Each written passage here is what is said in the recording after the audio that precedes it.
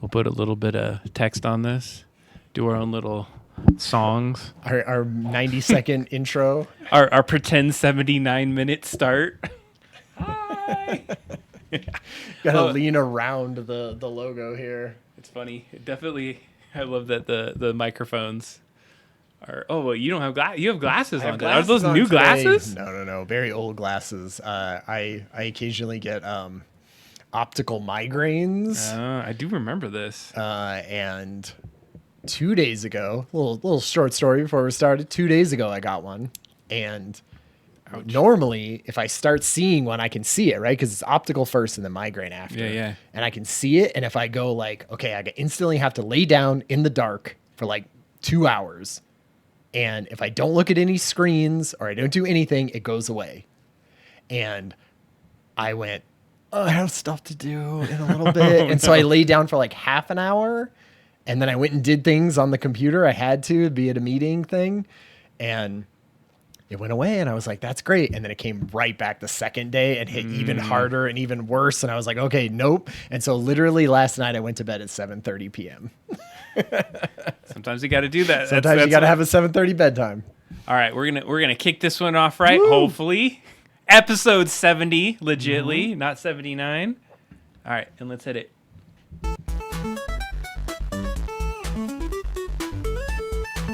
I always do the finger guns. Yeah, finger guns every time. High quality Adam's only move. I've been trying not to do that. I'll just I'll do throwing like the dice, doing the point sometimes. Yeah.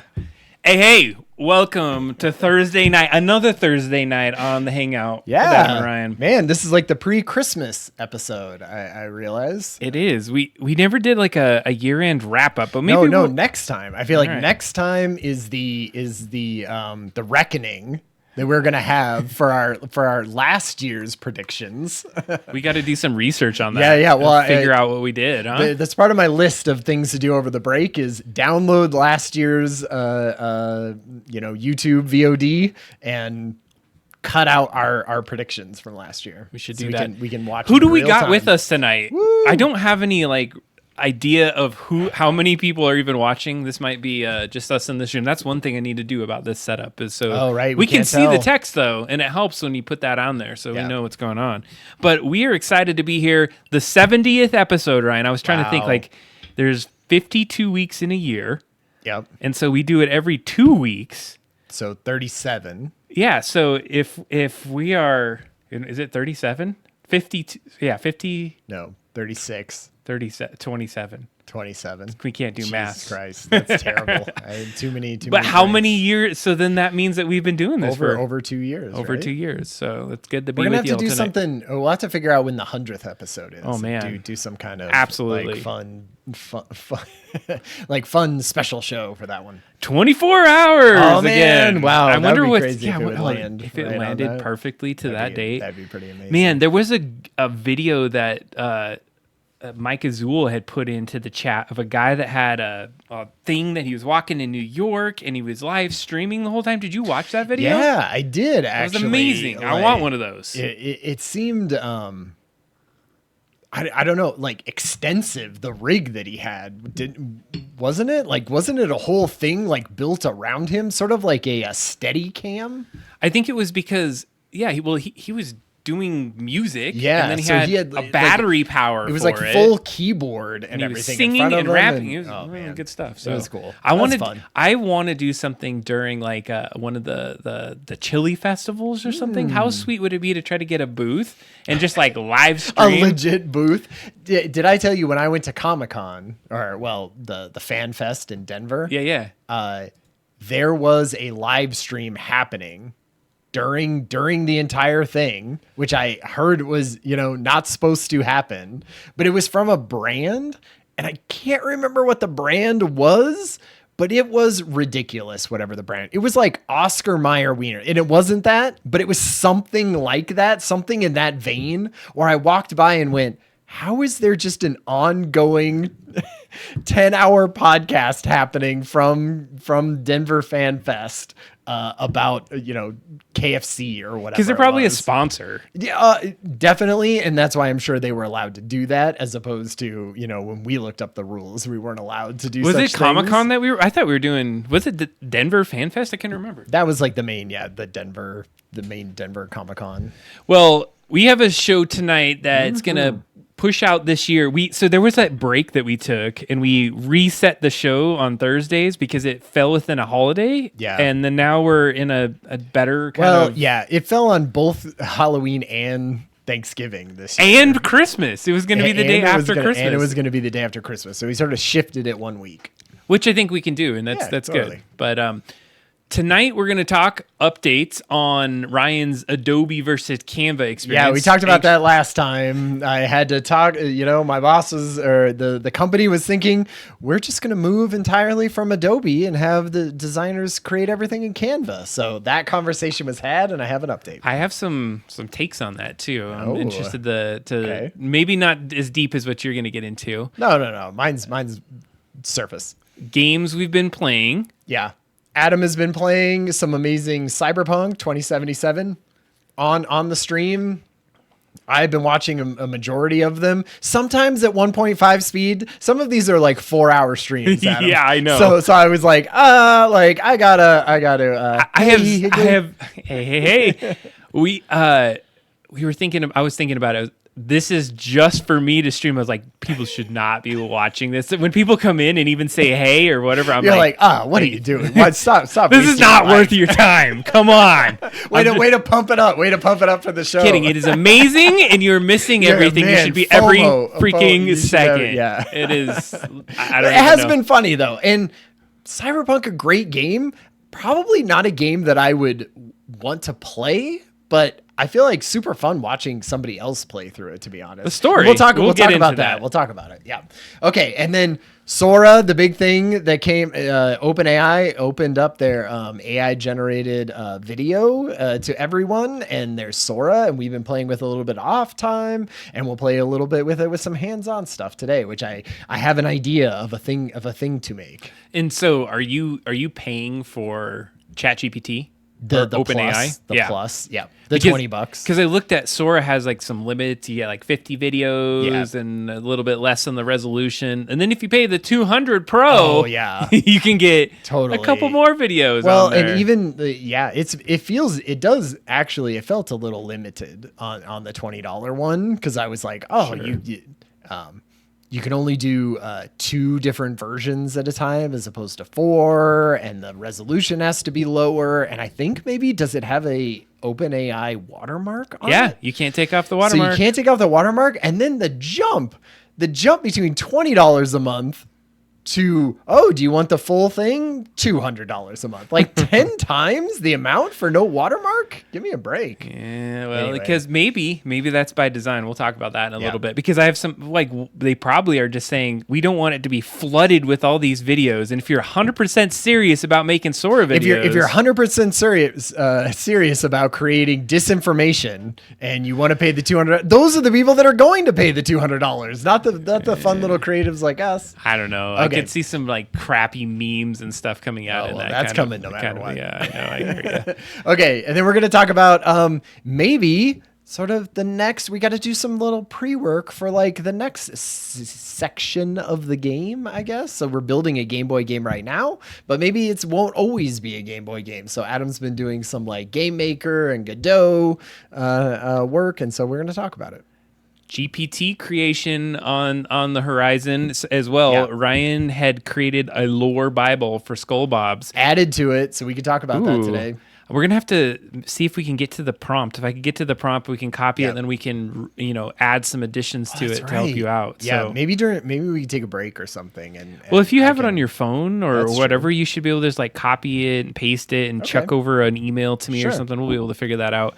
We got some new updates on the music for the Skull Bobs game. We have our composer out there. Totally. And he's been doing an amazing job. He listened to some feedback from the show last time that we'll be able to show tonight. I feel like we're pretty busy, so it's always like, hey, we'll talk about it during the show. We're not on some like very strict timeline, you know, for it. So it's better to do it live, get live feedback too. It is good. And then I think we're going to end the night with really getting into the Game Boy game, looking at some of these other pieces. We might throw some fun games of Jackbox in the midst of this. So get those dang phones out and ready to go if you want to hang out with us tonight on that. So let us know if you're with us tonight. We need to know who's out there. We saw that H.E. Higley's there. He Higgs is out there. Let me get into just this small story about Canva and Adobe. Let's go for it. So, can I get the backstory from my lens of what you said last time? Great. Yeah. Repeat back to me. So Ryan, and I'm going to just say it from the layman's terms because sometimes like you get to it from the lens of where you're at, is if you have Adobe, and Adobe is a organization that gives creative design software. There's all kinds out there, and it's typically for professionals. Yeah. They have really specific things that they can do for photo editing or editing of images or creating like some what's called vector art layouts, editing, all of that fun stuff. And then there's this another platform that's come out recently called Canva, and it basically simplifies some things in the layout and design area that, you know, I can see why certain people that maybe didn't have the skill sets of Adobe and whatnot would want to go one way or another. It's trying to democratize that stuff. I don't fault them for that. So last session, Ryan talked about how they were making this decree that they were going to go directly to Canva. We're going to shut off Adobe's tab and we're done. Yeah, we're done. How do I take those Adobe files and just like export them as Canva files, and we'll just set everything up and we'll do everything in Canva. So that was a sort of request that went out literally 5 minutes before I went out on Thanksgiving break last time. And it made me very just like ruminate about it for the entire break, which is not great, you know? And I just don't think people like knew exactly what was happening there or like what they were asking for. So, but me and like the other main designer, like in our studio team, came together and we were like, all right, we have to mitigate this. We have to like explain what these two different programs are, why they're different, why they would be good for certain projects and not others. We also don't want to be, I mean, we're at a leadership company. It's with people, you know, like their feelings, their backgrounds and everything, and be like, I don't want somebody to feel like I'm talking down to them, right? Or that like I'm making them seem like they're dumb, like they don't know what this is about, that this is laughable, that you would like just say, throw away all of this, you know, shared knowledge about Adobe from all these different people and just switch over to something. And I don't want them to get defensive. And I also don't want us to seem like we are dinosaurs stuck in a walled garden software, like basically keeping everyone else out and saying, we have the knowledge of this and you just come to me when you want a design changed. And so we had literally a 45-minute meeting, me and this other designer, about like how we were going to approach this conversation, what were our red lines for designing things in Adobe versus Canva, what we were willing to give up. We created a chart with the different materials that we create and what could be possible. No, actually, it was in Excel. But we did all of these things, and with the preparation to come and talk, you know, to a higher person that would, you know, make this decision.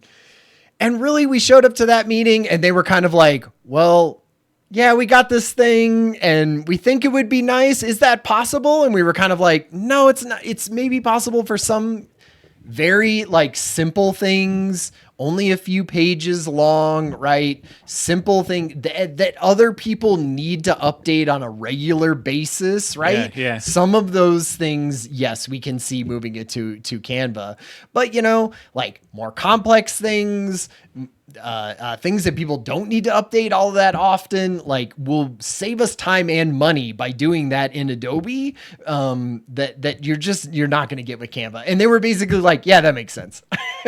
You know? And so we were kind of like, phew, thank goodness. Right. But after talking to that other designer afterwards, was like, you know, in in 18 months, are we going to be able to make that like same claims that we were doing before? Right? Like, I mean, I feel like if Adobe doesn't start putting like a better foot forward with this sort of online browser-based design that is more straightforward and easy for people to use, man, if they came to me in 18 months and Canva keeps like pushing it as far as they've done, I'm going to have a lot harder time like justifying that decision, right? As like a prudent thing that we are doing. And so I just want to like put the call out to Adobe, man, that you guys have got to get that stuff together. Or like the designers who are like most passionate about it and being like, yes, we love that software and we've stuck with you through this cloud thing and the subscription costs and all of that stuff. We have stayed with you and said, this is yes, because it's good and it has this flexibility. Whew, it's going to be hard. So I hope they know they're doubling down on AI. Like that's all they talked about at Adobe Max this year is AI stuff. And that is cool and all, but I feel like this is a whole flank on their side that they are not paying attention to. I wonder how the dollars are. You go look at the business operations on what this thing is. But Canva's got to be raking it in, right? Oh, I'm sure they are. Like, and so how could you not think that you could be just the simpler side of like, imagine Adobe products, and not to get off on a rant, this is our very first freaking thing on the Ryan show. is already on the rant. Like, so, Adobe products work. They have done an amazing job over the last 4 or 5 years of making Adobe products work gracefully across each other, right? I edit something in Photoshop and it automatically shows up in my Adobe Premiere video that I'm editing, right? Like they just uploading and doing things and in the cloud and then like matching back and forth. Great. What if I could be creating those like hardcore assets that can't be edited and put together into a marketing something, handout inside of this great Adobe Photoshop version and then uploading that and having that available to people who could be in a Canva sort of online browser-based thing to use those assets in building their stupid LinkedIn, thing that they want to build, right? And so I could be doing the cool stuff and creating the icons and doing all that stuff and then uploading it to this thing. It just feels like they are really missing the part of it that says, hey, there are people who are not designers who are going to be wanting to build this stuff. And the people who are making some of those decisions are not designers either. And they don't understand why someone couldn't be doing all of this in the cloud at this point in a browser. It's going to stay in maybe more and more the pro space. And at some point, either it's going to fade off and they're going to have just different business models at that stage. Or Adobe's going to buy Canva and then we're done. And exactly. Then that's all right there you go. Hey, if you wanted to make a prediction for 2025, I might have that Adobe makes a play to buy Canva on my card. The funny part was Canva buys Adobe. Oh, damn. I know, right? They're like, the only thing you're worthwhile is for your PDF reader. Oh my God. All right. Games we've been playing. Let's move on. Absolutely. You go ahead and do you want me to start it? I don't care. Whichever. Let's just talk about the 3 games that we're going to talk about right now. Okay. So one of those is Cyberpunk 2077 that Adam's been playing for the first time. I played through the campaign of Call of Duty 6 Black Ops, the campaign of that. Yeah. And my wife and I have also been playing through the new Indiana Jones. I do want to play that, so no spoilers. Yeah, no spoilers. But I'm going to talk about my early impressions. So, do you want to start out? Do you want to do Cyberpunk? Let's get Call of Duty. I'm going to hear Call of Duty first, then we can do Cyber, and then we'll end with Indiana Jones. So Call of Duty, not a huge Call of Duty player in the sense of the multiplayer, which is obviously the hugest part or the biggest part of Call of Duty. I typically do play the campaigns because I find, hey, first person shooter, like it's a contained little story. It's 5 or 6 hours or whatever. I'll play it. I found this Call of Duty in the Black Ops 6, the campaign, the most fun single player experience that I have had in a while, to be honest. Wow. That's big. Yeah. And the reason that it was it was not trying to be a giant open world 10,000 different side quests, like watching it in comparison, like watching Cyberpunk and then playing Call of Duty, you could just see the stark difference in what they are. Old school, I'm going in, here's my level that I'm playing, right? I'm literally choosing a level and starting that level and playing. And yeah, there was a little home hub base that you're kind of upgrading weapons at and things like that. But for the most part, a very linear, a very typical sort of action adventure, first person shooter game. But I had played I played a bunch of those previous Call of Duties. Sure. And the bad thing about all of those, the things that I would say like, am I playing any of these? Sure. Are any of those memorable? Not really. Is because they were very much set in like war-torn places. And you ended up fighting through a lot of warehouses and windswept, desert locations and burned out buildings that were part of rubble and all of that. And you can only fight your way through so many, plane hangars before you feel like you're just doing the exact same thing. And it's through a bunch of boxes. Exactly. I'm just ducking behind things and killing guys. This one, I feel like tried every single little level that it does is doing something completely different. Like there was ones where, and I'm not going to spoil things, but like there were levels where you're hallucinating and shooting different types of, like different crazy enemies are coming at you, right? There are levels where, you have to sneak through areas and you're taking out certain targets. Like, and I'm not doing no spoilers, so I'm not going to say what very those things spoilerly. are. No, but like you're they're sneaking sort of ish missions and stealth, Ryan. I think it's called stealth. Yes, stealth.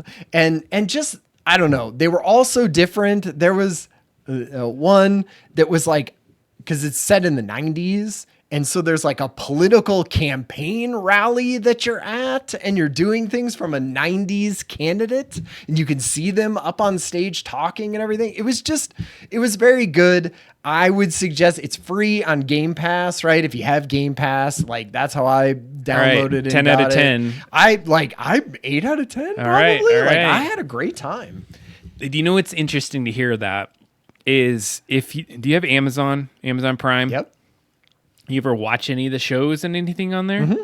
Have you seen the crazy amount of video game documentaries that are on there? No. Oh my God, Ryan's got to go check this out. They got one for pretty much like they have a GoldenEye one. Nice. They have a Call of Duty one that I want to talk about. They have like a couple other kind of video game themes, like retro ones and speed running. And the speed running one's like 4 hours.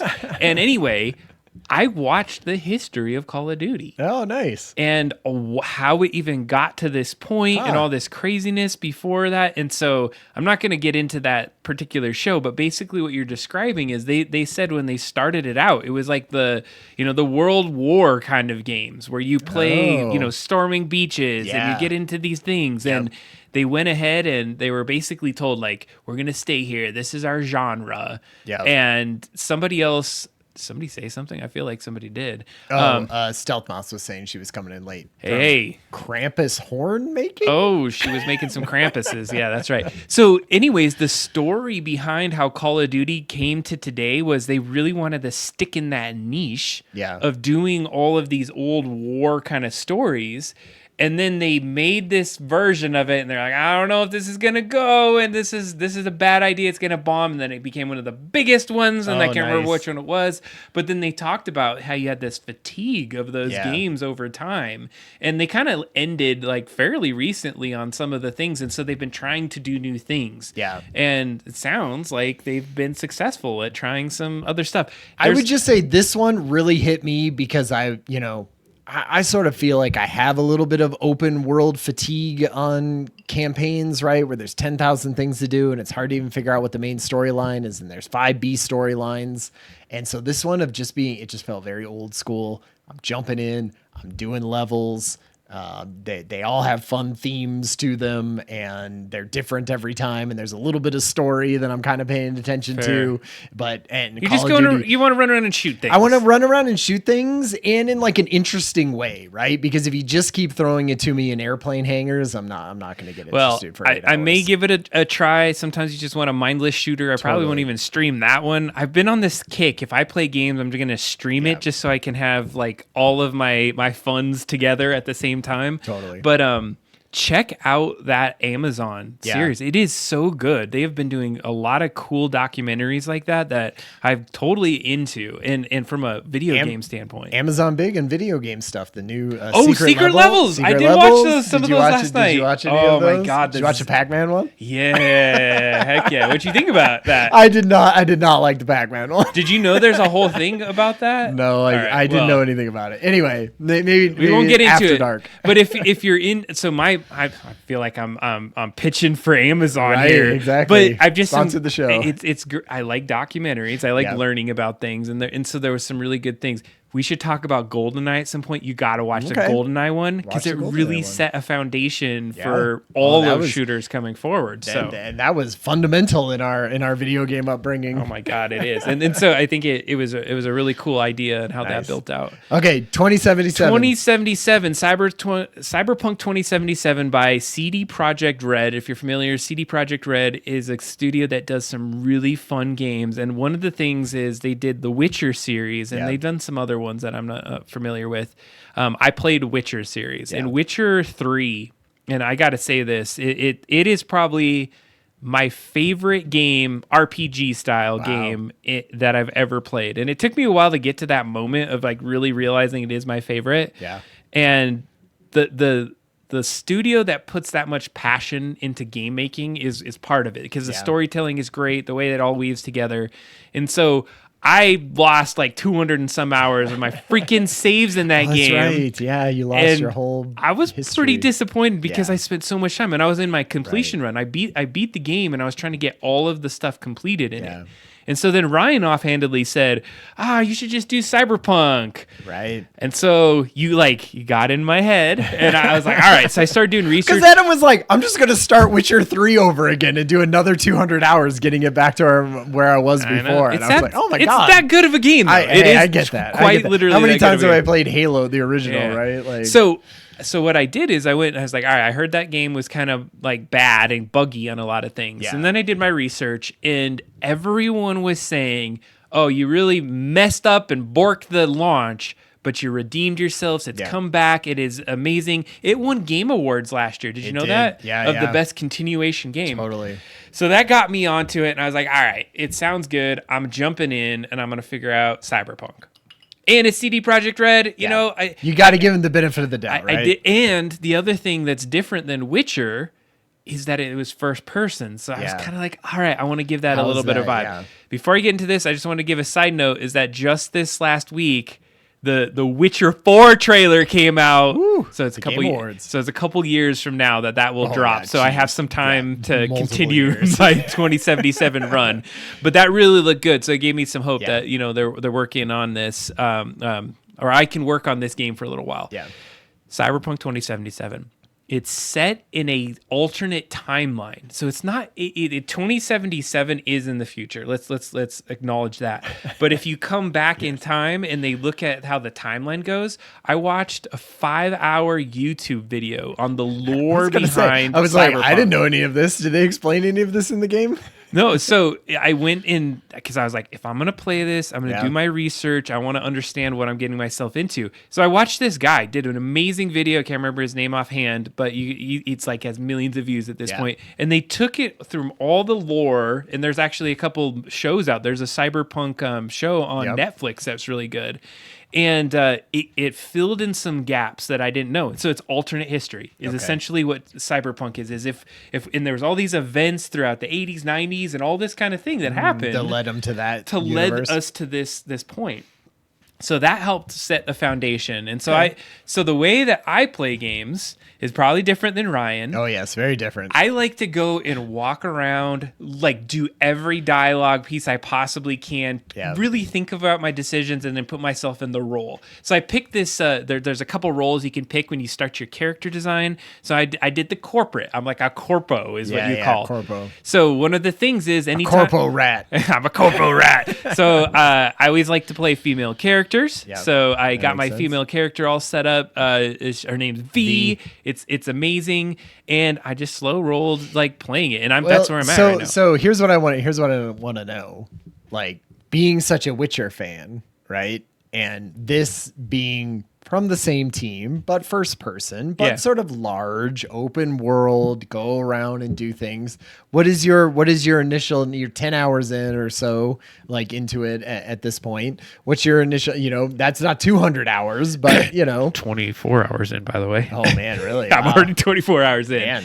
And so, yes, that's a great question. The thing I like about Witcher is it is so different than any kind of reality that I'm in that I really appreciate like pulling myself out of this reality. And there's not a lot of like crazy guns and upgrades, but it seems like, oh, you're going to play this game in a tavern that's all like old. Or if you go into this one corner, no one will ever see this thing that happened. Whereas on the opposite side, I feel like there's cameras everywhere. You have to think of all this technology and all these things of upgrading yourself, which for a technology person, you would think is pretty awesome. Yeah. And I'm not saying it isn't. I'm just saying right now I'm like overwhelmed with it and in a good way. And so I'm just taking a slow roll. But one thing that's funny is I've been playing it like a first-person shooter like I've always played it, and I'm realizing that is not the way I should be playing it.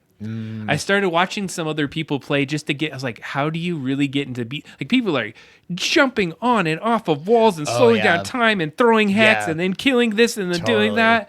Not even there yet. Yeah, well, and I feel like there's the whole upgrade system of like your entire thing, right? Because you can have like double jumps and triple jumps and dashes, and you can go invisible, and you can move 3 times as fast, and all of that kind of stuff. So like as you start doing those things up, I'm sure you'll like all of that. I enjoy it, and so that's why I'm gonna do side missions. I'm gonna find my way through things. Let me ask you one more question. Yeah. Okay, let me ask you another question. So there's characters, right? Like, you've met Jackie, and we won't spoil anything like about Jackie. You've met Keanu, right? Yeah. And so you've done all these characters, and so I've watched somebody play through this before, so I know a little bit about it, but you're making different choices, and so that's always interesting.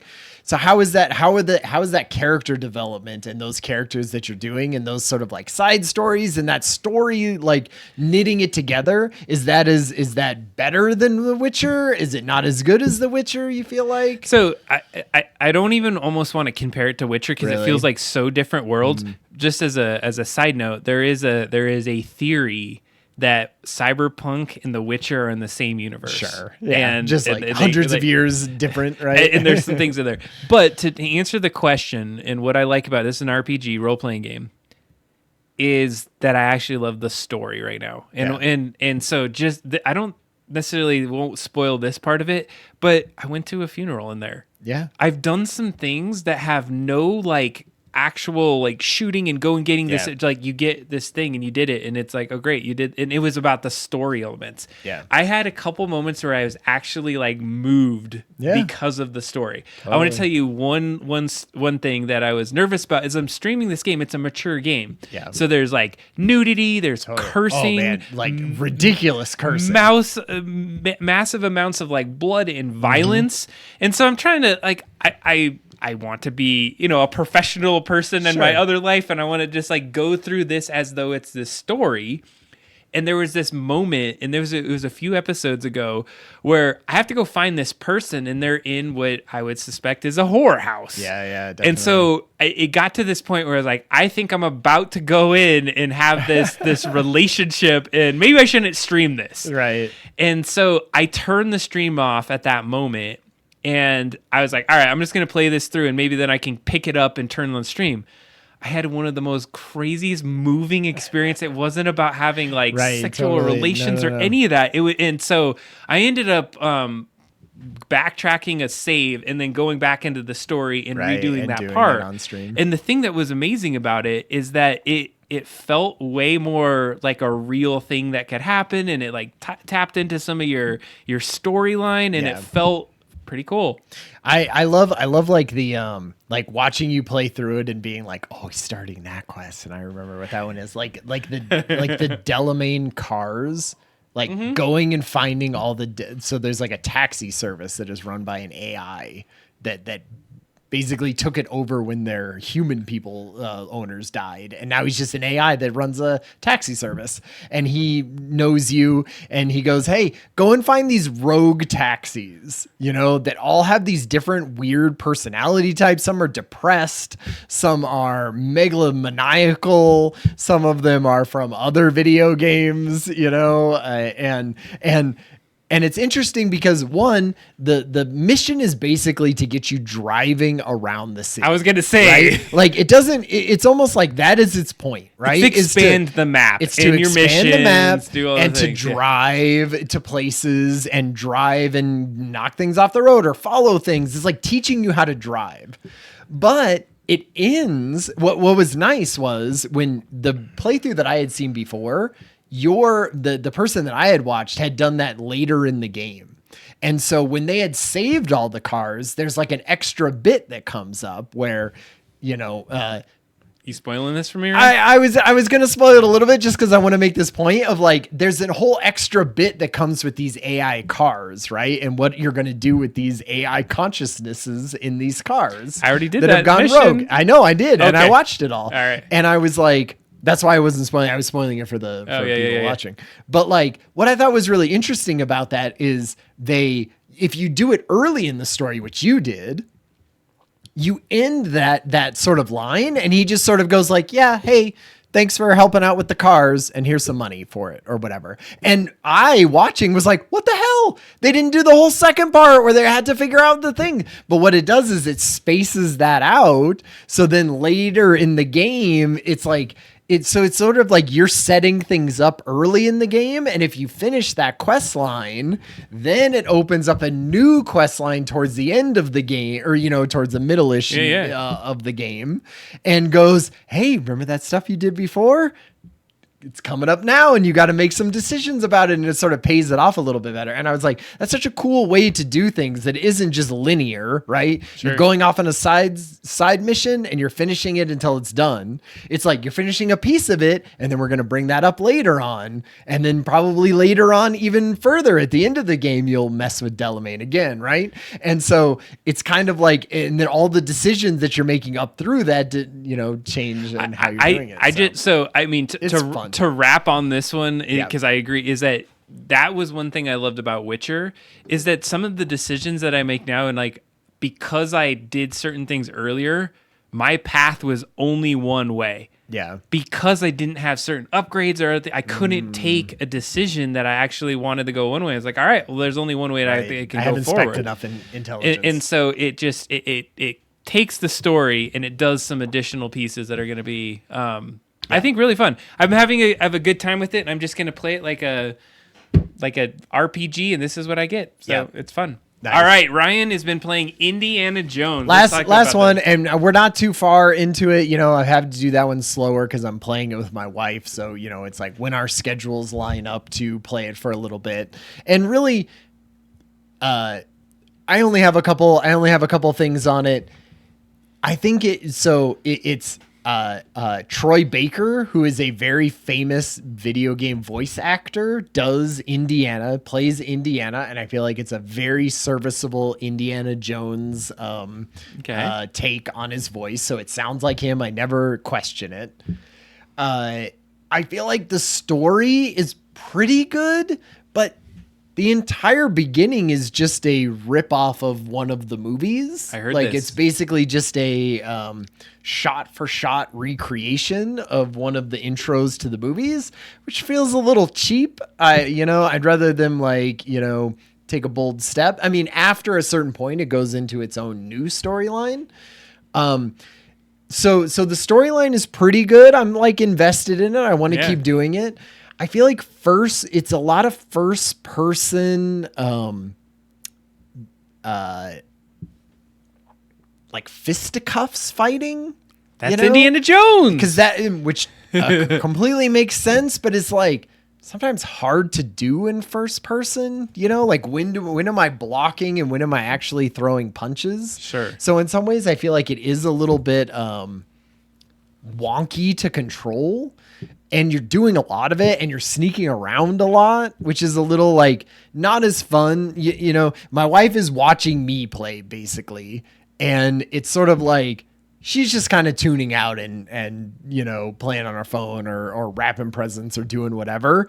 And then when exciting cutscenes come up, she's kind of glancing up, And so in that sense, like it doesn't have as I don't feel like as good a pacing as even like the Call of Duty one, right? Which was like stuff happening all the time. If she was watching that, it's like you're watching an episode of 24. And this one is a little more like slower paced and that and a little janky, but the acting performance is very good. The storyline, I'm sort of getting into it. So, I'm a little mixed bag at this point, but we'll see. We'll see how it goes. Do you feel like, because I've heard some really good reviews, is that that they probably wanted to nest you into the Indiana Jones feel. So they're like, we are going to fan service the crap out of the intro. Like, I almost think to me, they were kind of like, we know that we will get people hooked if we just do the nostalgia hook of doing one of the best movies and the intro to one of the best Indiana Jones movies, right? And we'll do it in 3D. And so in that case, but how many people probably wanted to play that too? Like, is even you talking about it, I'm like, yeah, I kind of actually really want to play. Like, and I know it's fun. I know what scene it is because I watched a frame by frame against the movie, and it is literally frame by frame. Yeah. There was like one part where instead of getting a whip under a closing door, it was actually his hat that he grabbed. They just changed it.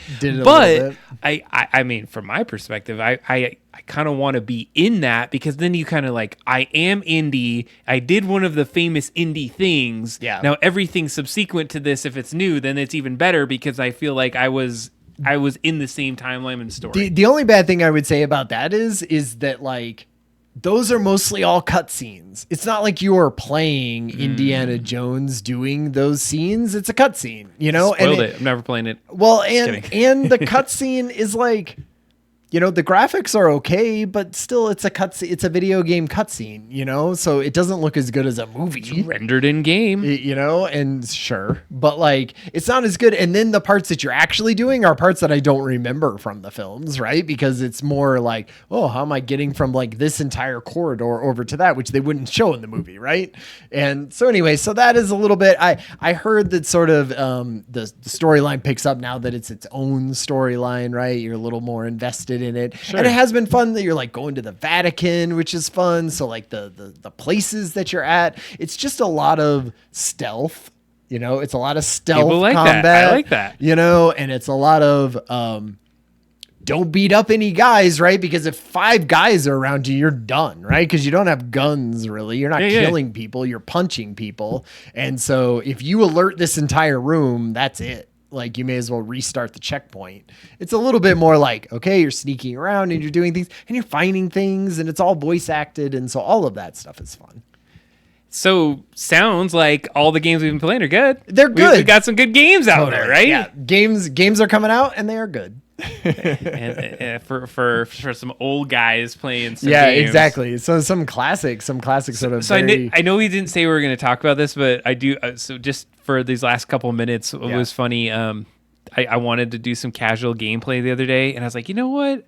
I'm going to play Halo Infinite. So I sat down. I was like, I want to do that, and it's like, you have a 10,000 gigabyte update. Yeah, and it was like my internet was going slow. That I was like, and it was like 7 hours, and I was like, forget it. Nuts to this. So I went back on YouTube and I looked at it, and I was seeing the Halo VR, what we talked about last time. Right. And so apparently it's continually getting rave reviews by people. But there was a guy that even took it a step further, and I really want to play this mod of it, is that it's the regular game, just like we discussed in VR, but then they took off fall damage and they put on wall jumps.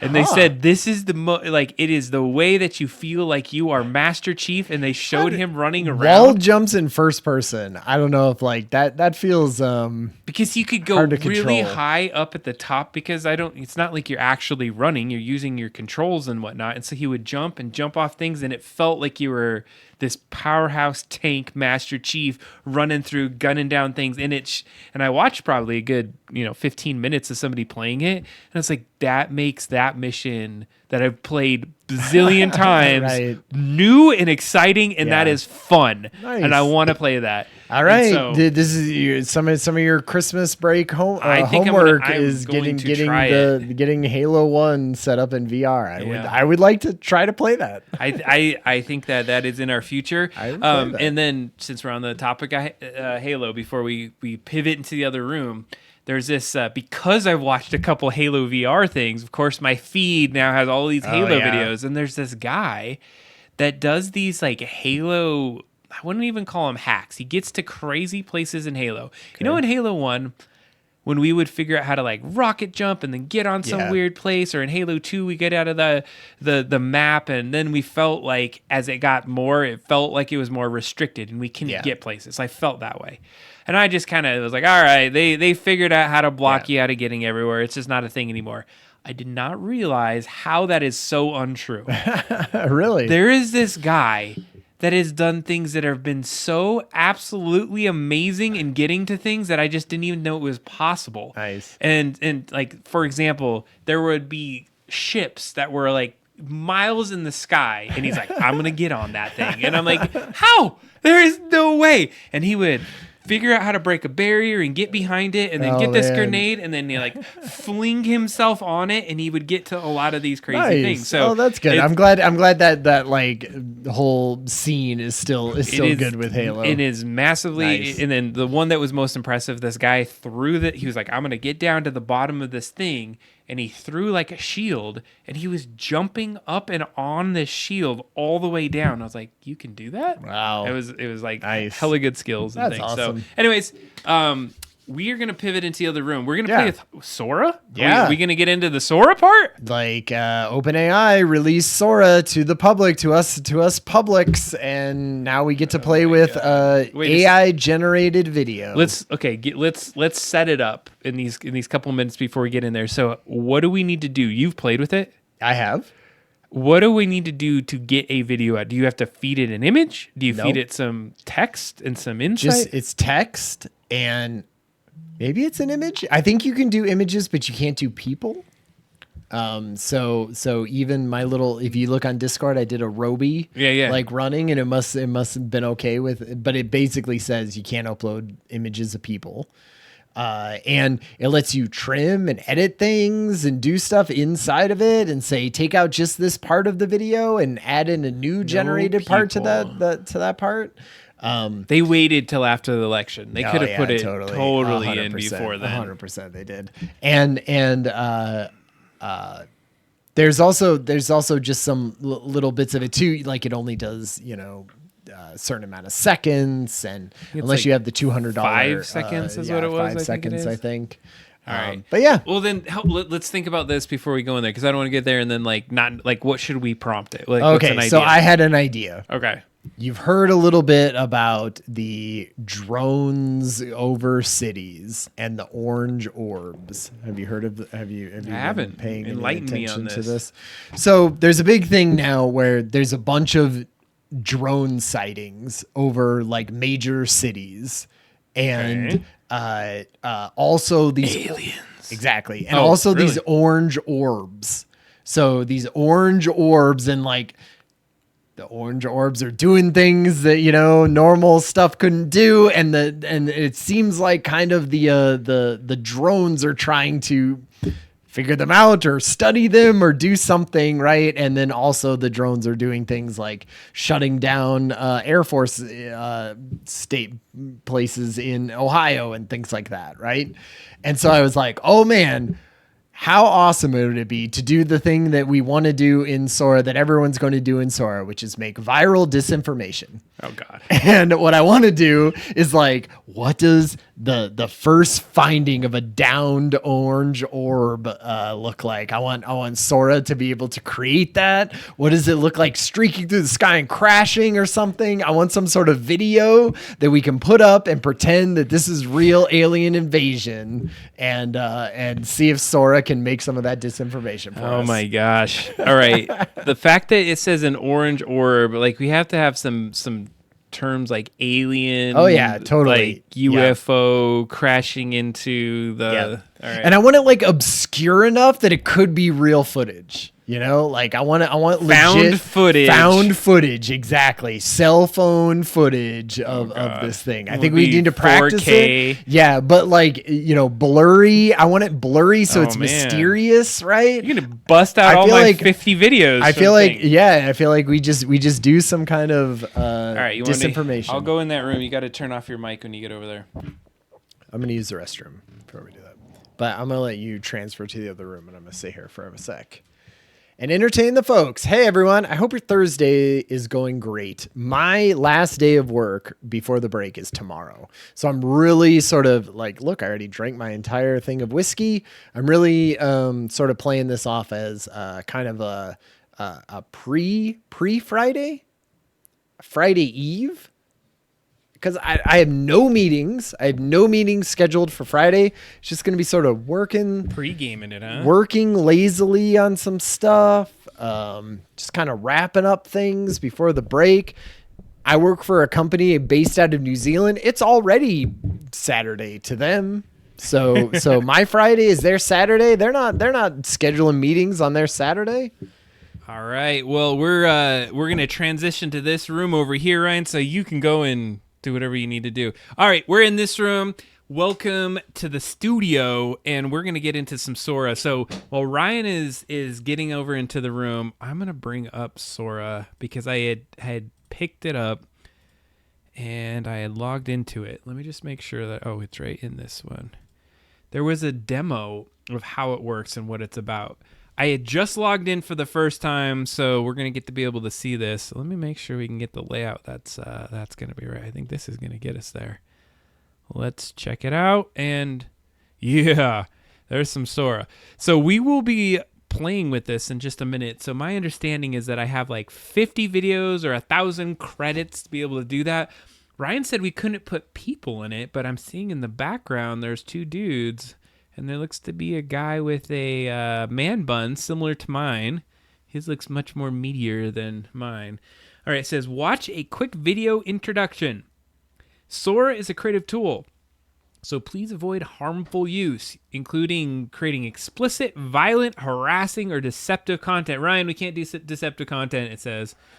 Also, videos you create that do not include uploaded media may be eligible for publishing on our Explore feed, where they can be remixed and used by others. So if we do this, Ryan, it's saying that we can, somebody might take our sweet found footage video. I don't know about this. All right, let's try this. I'm going to hit this play button. Is that a play button? Welcome to Sora. Oh, thank you. Let's get started by creating our first video. At the bottom of the screen, you'll see the composer. It's telling us how to do it, dude. Write in text to describe exactly what you want to see in your video. I mean, this can't go viral because it's going to have a giant Sora watermark over the top of it, right? Before I create this clip, I'll review my settings. I can add a style preset. I can change the aspect ratio, increase the resolution, increase the duration, and even change the number of variations of clips. If you're paying 10 times. And finally, hovering over the help icon will tell me exactly how many credits. Oh, that's what the question mark does. It gives me tips and help. No, it tells you how many credits. You can go ahead and hit create, and you'll see the video. That's usually what a question mark icon does, right? Generating. I guess when your so. videos finish, you can hover over any of the variations to watch all of them play back in real time. So, for more fine-grained control, you can use your mouse to scrub over the videos and watch them play back more slowly. You can scrub them. Clicking on a video will bring it into the light box, and you can use the arrow keys to see the different clips in the set. Once you find a generation you love, you can easily build off of it with our editing toolbar. At the bottom of the screen, you'll see a number of different TikTok. ways to edit this clip.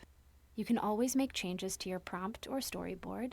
You can also recut this clip, trimming or extending any section of the video in a new timeline. Remix lets you use natural language to describe any changes you want to make. Blend lets you transform and influence the contents of a video with that of another one. And Loop lets you create a seamlessly repeating section of a video. And voila!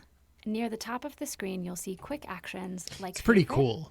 It's pretty cool that you can edit the video Explore in between. Is your it's like destination for inspiration. Music It's where members of the community can come Well, together to share their work, inspire this is helpful. one another, create with each other's Look at that clips, fire. and learn new techniques of good. working with Sora in the process. If you'd like to learn more, Was that an AI that you just can gave go us down this to demo? video tutorials in your user account menu to see more videos on each of the features like it that could we have been. quickly covered today. I don't know. Thank you for trying out Sora. We're so happy you're here, and we can't wait to see That's what you AI, create. dude. You think? Heck yeah. Okay. All right, let's explore the feed for a little bit. These are all Sora created, is that right? Yep. Look at those two guys in the lower left hand. That's a really good video. Oh, Sora. man. Wow. Hey. Amazing. Dancing like that. Two white idiots dancing. All right, so Hugh said no people, yet here's two people. No. It can create, you can ask it to create two people, but what you can't do is upload an image of a person and be like, make this person, punching a hooker. So you can't get in trouble for just having Ryan's mind is. Well, we were just talking about Cyberpunk, so I am very respectful of hookers in Cyberpunk. That's true. You have been. All right, so what the heck? This is like Stonehenge? Like, is this a... What's that guy doing with the cow? Wait, hold on a second. I want to start it. I want to see it from the beginning.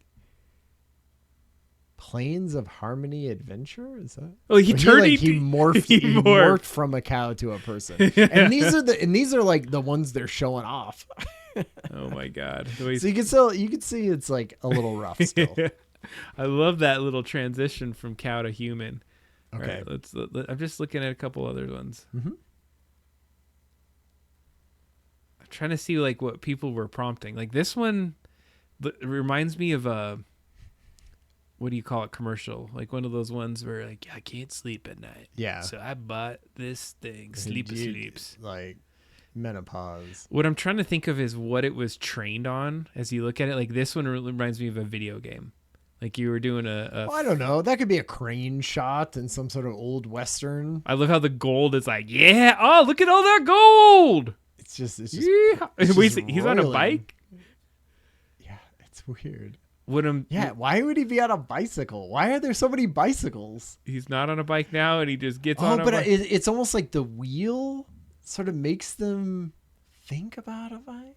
Sora generated video of the gymnast. No, I don't. I'm interested to see if that's a huge, funny thing or not.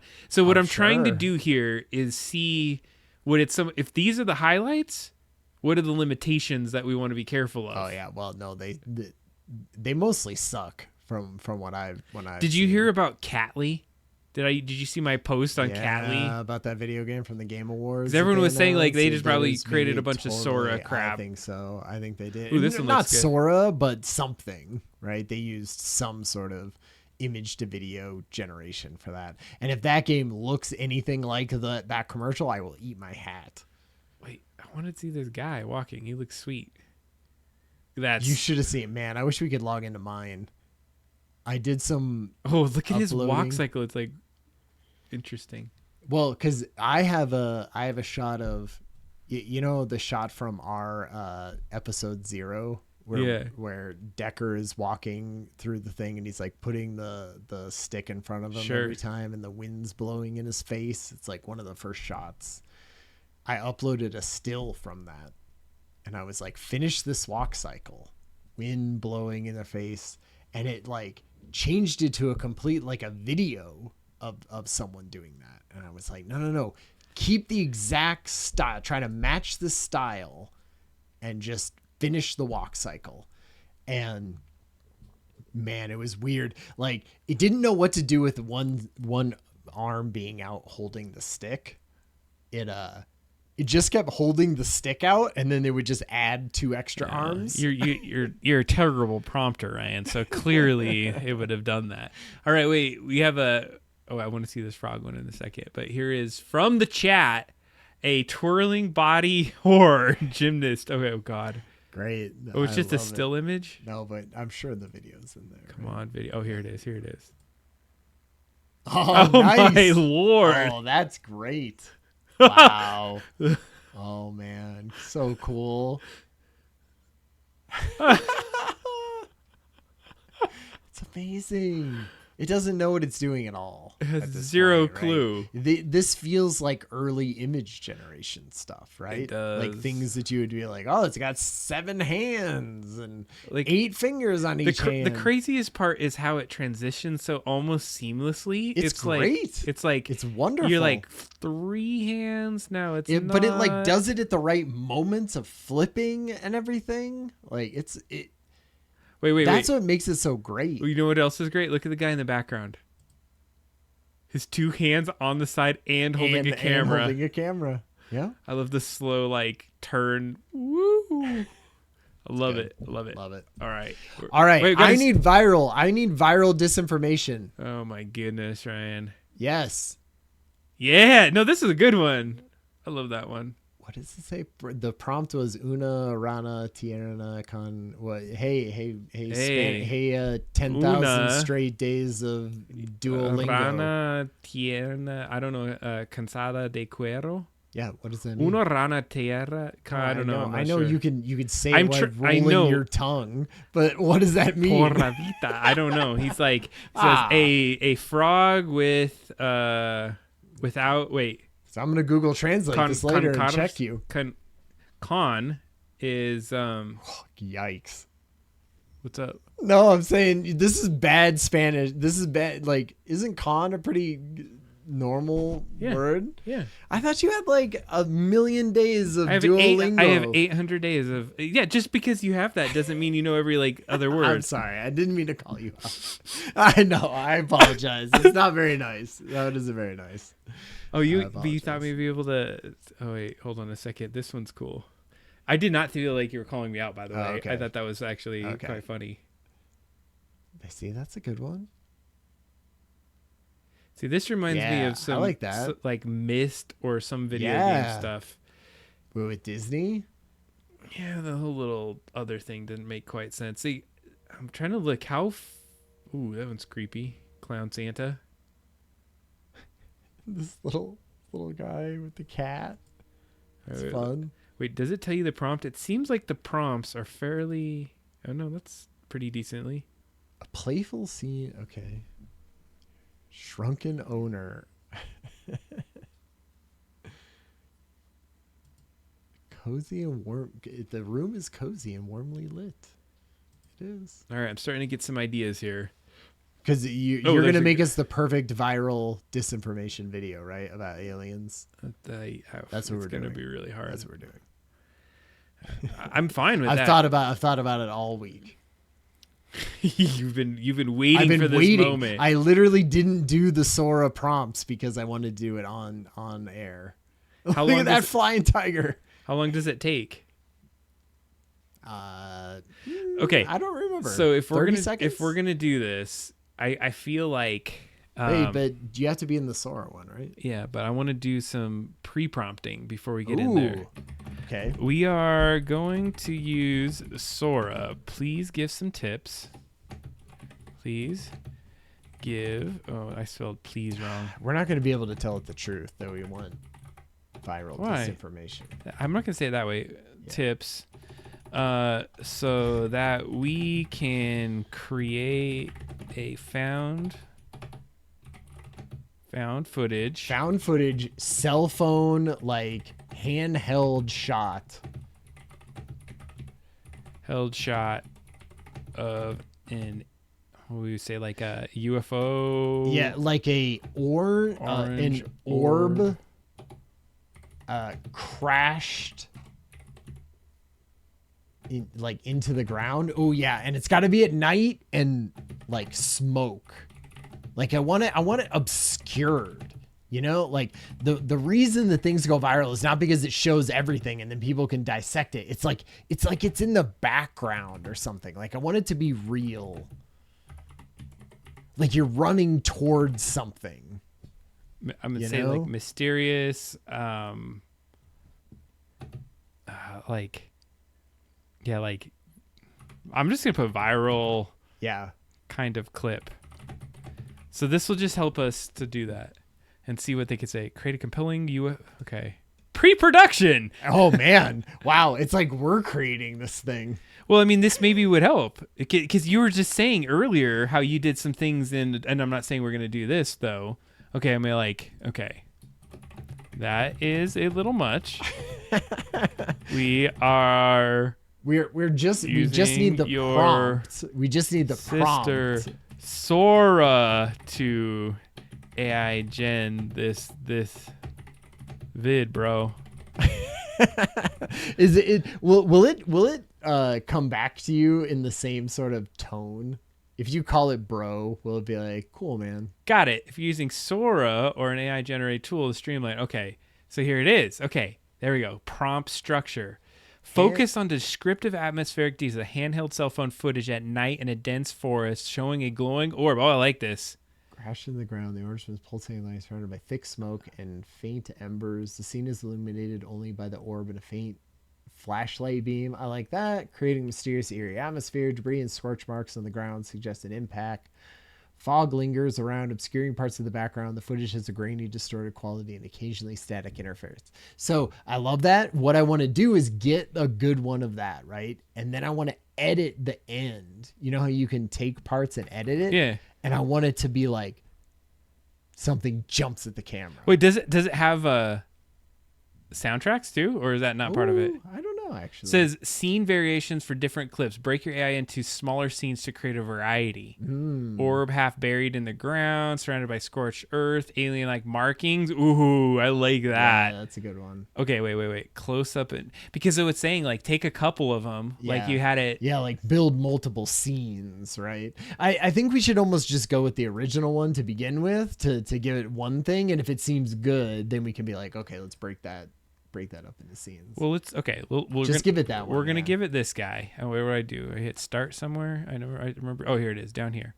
Okay, we're gonna do. I want it cell phone. So do 9:16. We're gonna do a short. Yeah. Should I do it at 720? I think it's the only one it's gonna let. No, it's 4. We can do 480 or. Yes, then you should do 720. Okay, but wait, what size? There's only 5, right? Yeah. Okay. And you only get one video, I think. All right, we get one video. So I really like the markings part. Handheld cell phone. All right, add the markings. Add the because that could easily be part of this. We're gonna try it. Yeah. And we'll just see what it gets. Because going long with it gets me a little nervous. Because sometimes I feel like putting too much. Sure. But all right. Yeah, because these ones that they've been showing have like half a sentence. All right, we're doing it. Not storyboard. Oh. What does storyboard do? I don't know. Well, this will be a good test. I've never hit. I hit storyboard. Storyboard will help you visualize action sequences, timing in your video. Use photos, videos, and text. Describe each shot along a timeline before generating your final video. Oh, all right, let's do that. Oh, cool! Look, it does that. Okay, I like this. Check it out. This is neat. Fog, yeah. So you're sort of you're like, I want multiple scenes. It's saying like we're gonna create a 5 second 5 second video. Right.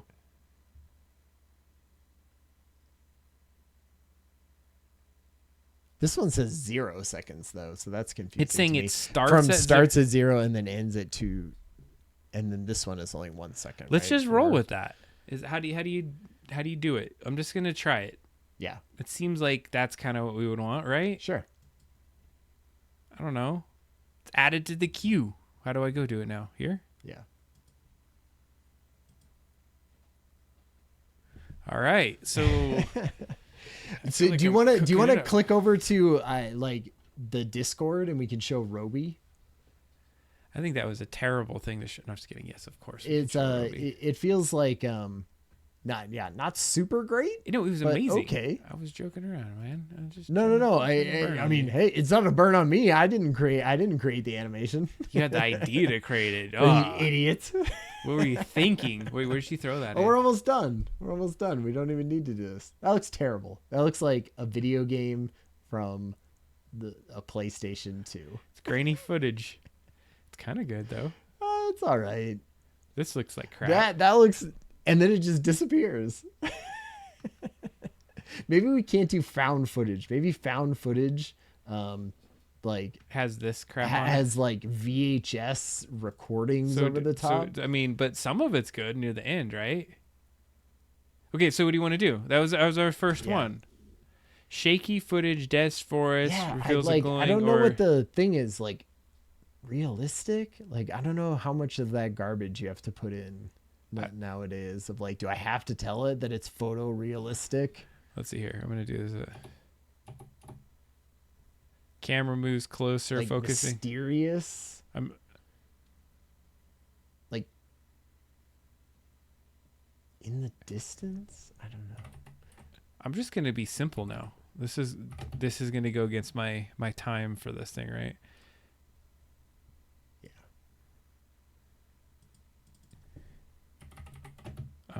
Close up,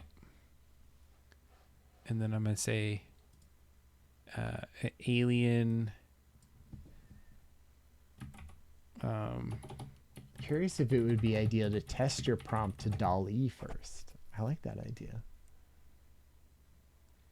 Like see what sort of visuals it comes up with, right? Because it's the same system. I mean, different outputs, but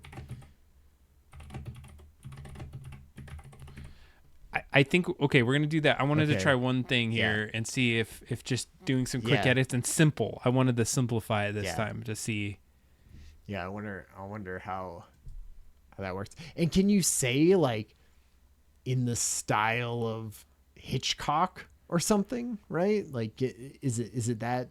I wonder how like conversational it is, the prompt that you can do. ChatGPT, the brother of Sora, told me this was going to work. I'm very disappointed. You're like, I gotta go back. You should be talking. The left hand is not talking to the right hand. You're not multimodal yet. Not multimodal. I'm gonna get a water. Oh. I did not say a breakdancing orb. It's I feel like that's slightly better though. It is. Mine is still like the thing that it because it's supposed to be shaky cam, so that makes sense. But then it's also just freaking out a little. Because it was like an alien jumping out. Yeah, which it just like the ball sort of flies at you, but it's also very jumpy. Okay, we're gonna continue with this. Okay, I say. Okay, that did not work well. I am disappointed with. Oh, or is this in the ChatGPT? Yes. You're like, how can I make it look like more like realistic?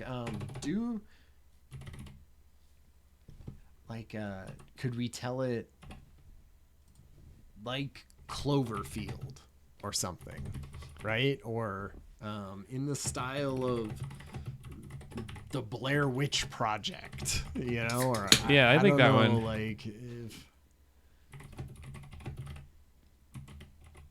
I'm gonna say that's helpful, or if that's just gonna confuse it and put witches in the stupid shot, right? All right, I'm wondering if we could use DALL-E to create some level of like imagery we can feed into it. Okay. You know what I'm saying? Okay. So. What if we get a good orb? Okay, no. Yeah, it's too alien spacecrafty still. Wait, it says with because we put UFO into it. Yeah. Okay, so let's imagine this is a still frame from the Blair. Which I'm gonna try your thing. God, why can't I not type ever? Yeah, because you're typing on camera. No, this is that's your typical. That's the Blair Witch Project. Welcome to the Blair Witch. Is that how they say Blair Witch? I think so. Project, but instead with alien orbs. Yeah, like a mysterious glowing orb. Is Alien throwing it off? Oh, I thought we were getting an image. It didn't know. Yeah, sometimes I like that because then you can say, okay, create that as an image. As an image, bro. Do you use the talking like version of things? I don't really.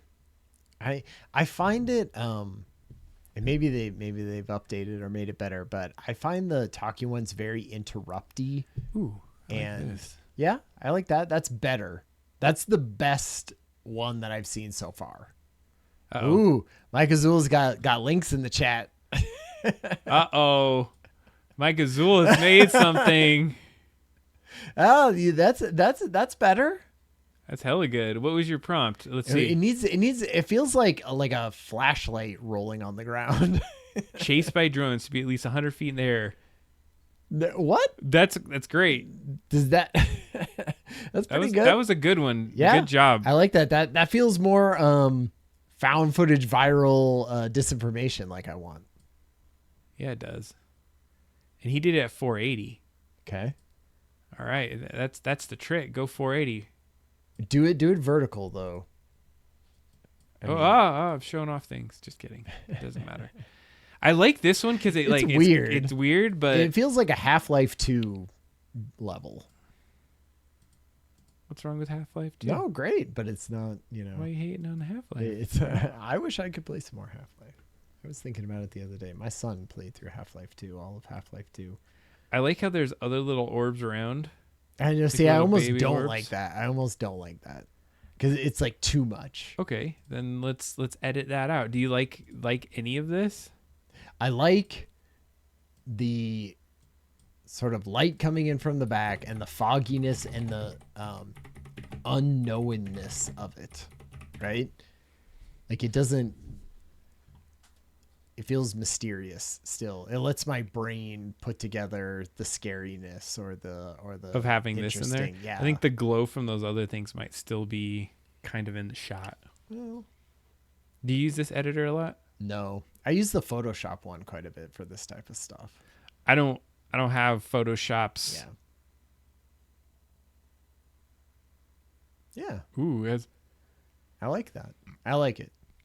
All right, we're gonna download. I wish you could see that like a person was actually holding the flashlight. It looks like it's a little bit. Let's go back into Sora.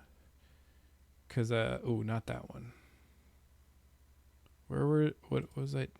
Yeah. How many credits does it take when I do this? Actually, I don't know. Because I only think I have 1,000 of them, right? Oh no, only 1,000. Yeah, 1,000, but it's 100 credits per video. I think it's 50. So which one did we like? We didn't like either. If anyone, this is a contest out to the chat. We're looking for viral alien orange orb crash disinformation videos. So if you want to post those in the Discord, we will spread them around. Ryan is all about that. I just like that's what people are going to use this for. Okay, you agree not to upload. Okay, yeah, nope, I won't. You agree not to upload. Nope. You agree to have all the necessary. Yep. Nope. Accept. Can you do other? Your account. So other accounts, maybe if you pay $200 a month, you can upload as many Donald Trump pictures. Do that. We're just using a dolly picture, which should be good. Yeah. Right? No people. Okay. Where was this prompt says found footage. I feel like that footage is better than our footage, though, in the sense of it actually looks like actual camera footage and not an X-Files movie. But I'm curious to see what this comes up with. Okay, right? A smoke. these roosters fighting in the octagon is pretty good too. Just in the background, just doing it. A little. All right. Oh wait, I almost hit storyboard again. I'm gonna run it. I'm gonna run it. We got to try some things. Exactly. You got to get your hands a little dirty. We got 1,000 credits to play with. We'll just use all of Adam's credits tonight. Screw you. Oh man, it's gonna flood the internet with bad.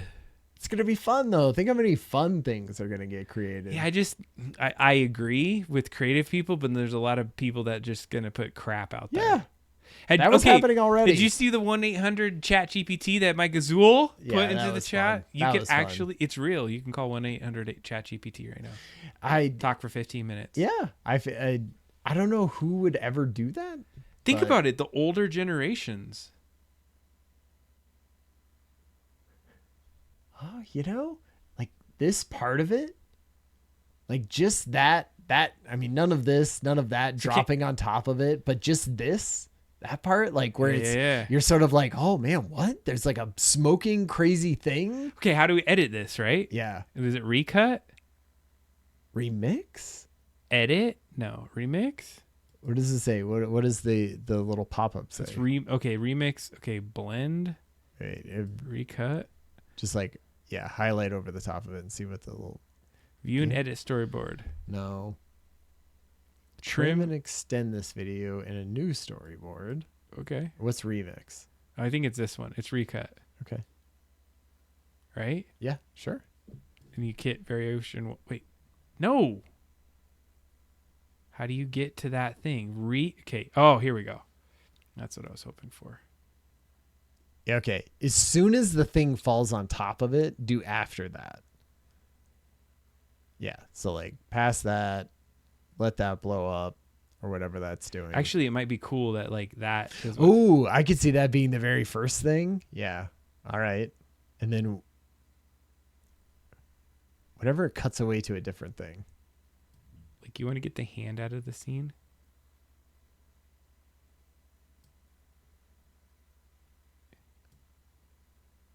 Okay, that's pretty good. So I feel like, because how many seconds is that now? Like 3? Wait, where does it start? I just want to see. Maybe we need slightly more. Can you extend it then? This way? Can you extend it left? No, because what that's doing is it's adding a scene. Oh, there we go.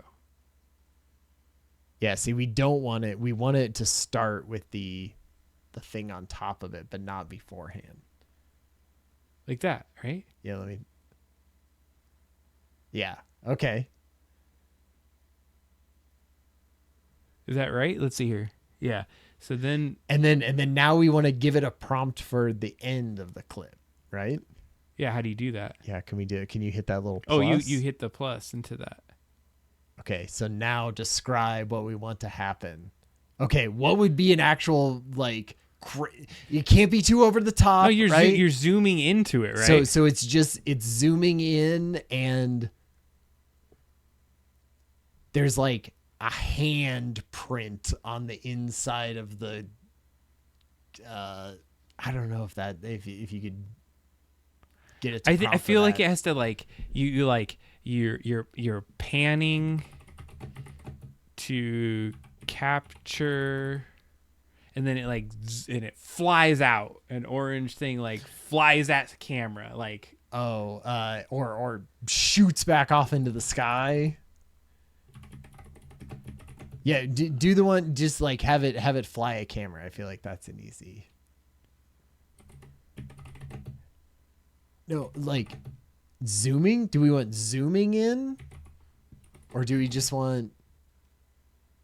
What like panning would be like going, sort of what they're doing right now, right? Which is kind of right going back and forth. I'm gonna just try this, sure. And then we can edit it again. Totally. Right? Because I want it to be.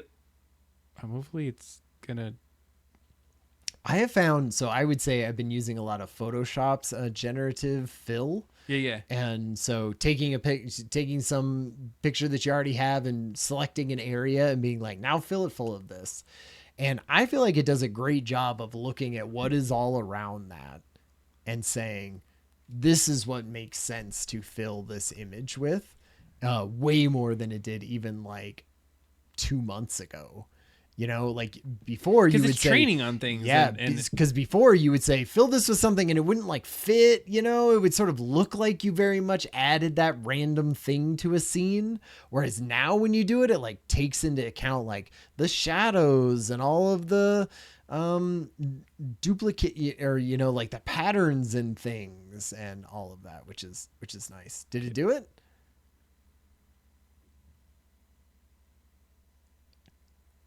Did it add? Did it? Yeah, it did. It's 5 seconds, so it just like it got bigger. It got bigger. It doesn't come at yeah, it gets bigger basically. Okay, we're gonna recut it. Mike Azul put another one in the chat. All right, we got to look at Mike Azul. I love the audience participation. Oh God, it's like an alien. It's like alien beach volleyball. I was gonna say, like the hands on it are like more scary than the whole damn thing. But I love the idea that there's a video. Like, how would this be a video of someone taking a video? This video is someone's friend right behind them, also taking the same video. Good job, Mike. Mike's are actually like. Oh right, yeah. It's like he had a GoPro on his head and then was filming himself, filming this. I feel like we need to give it something more dramatic for it to do. Well, and what I said, I think it was like, it was not enough to. Actually, let's try it like this. Let's cut to where it's not exploding. Like they just got it, right? It's like just there. Okay.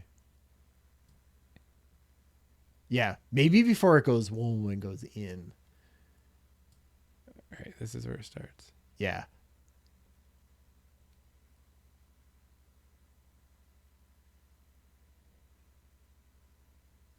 Do you want like alien arm comes out of orb or something? What I think I did is like it panned, but I think what we need to say, like, because I think it would be crazy, like you're far away right now and it's not as like, oh, it's just a thing. And then like if you go, crap, that's not where I wanted it. So what I'm thinking is like, you need to say, fly at camera quickly, overtaking like entire frame. And you got to say orange orb at the beginning because it's not going to know what fly is. Or, you know, who knows? Smashing into camera. Sure. Yeah, something like that. Okay.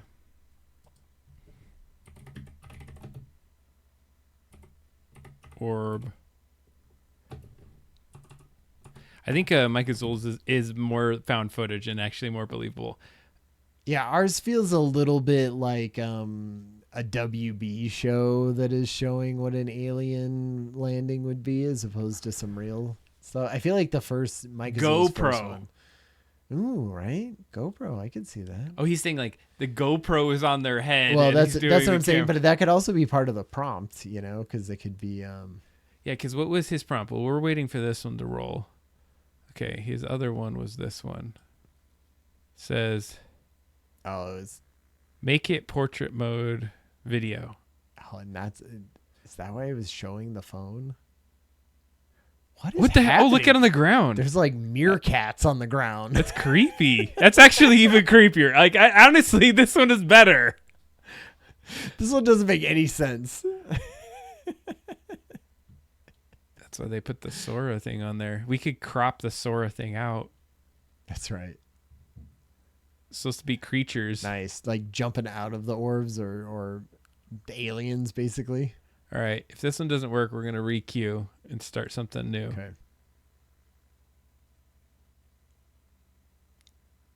That was bollocks. Yeah.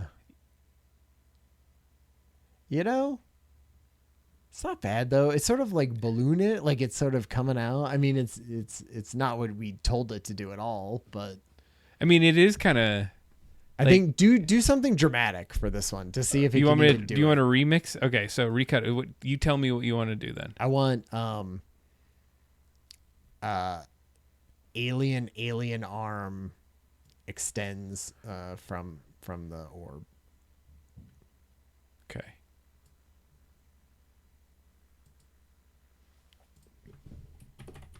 Or yeah, I don't know. Wait. Like, do you want to do like alien creatures burst out or something like that? Yeah. An alien creature bursts from the orb. Yeah. No, singing hello my darling, hello my baby, hello my ragtime gal. Yeah. Alien creatures burst out running. It just burst out of the orb. Let's just give it like okay. That good? Out of the orange orb. It's even orange at this point. Yeah. Guess it is. All right. We're rolling with Ryan. So okay. let's hope this gets us into a good space. Because we really need this to Ryan really needs his viral video. Disinformation. I really want to get this on the front page of Reddit. Yeah, it will be exactly after our posted video of our entire creation of this. It's perfect, Ryan. It's gonna be impossible to debunk. Oh God. Did our other one go? Did you have multiple ones going at the same time? No, that was the only one. Those other ones were Mike Azul's, his fun ones. Yeah. The meerkat aliens. Yeah, it was good stuff.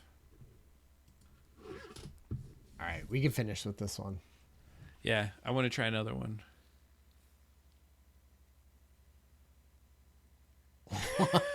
What? There's your creature. That's an alien, Ryan. God, really? Wow. Kobe. I don't know what's happening. It's like a bell, and then it bursts. Looks really bad. It looks weird. All right, I think we've taken our viral disinformation as far as we can go. All right, like spores. Wait. We got to try another video completely. How do I get to the thing? Like, how do I get back to it? Click this. Sure. Come on, let's go home to Sora. Okay, there we go. So let's revisit a chat GPT, and we're going to say all of this was a fail. I like to let it know that it's doing bad things. Yeah, like it needs constructive feedback like it does. This is how it learns. It says, what could we possibly do? It's right. To make this is a gift to you, viral video of this amazing. Like, how many people are just like verbally abusive to their GPTs as they? Because I imagine if you had your own one downloaded to the computer, it wouldn't stop you from being mean to it. Feedback. Think. Yeah. Good. More reference there, buddy. I do it as a sandwich, a feedback sandwich, where you have good things at the beginning and the end, and the bad stuff in the middle.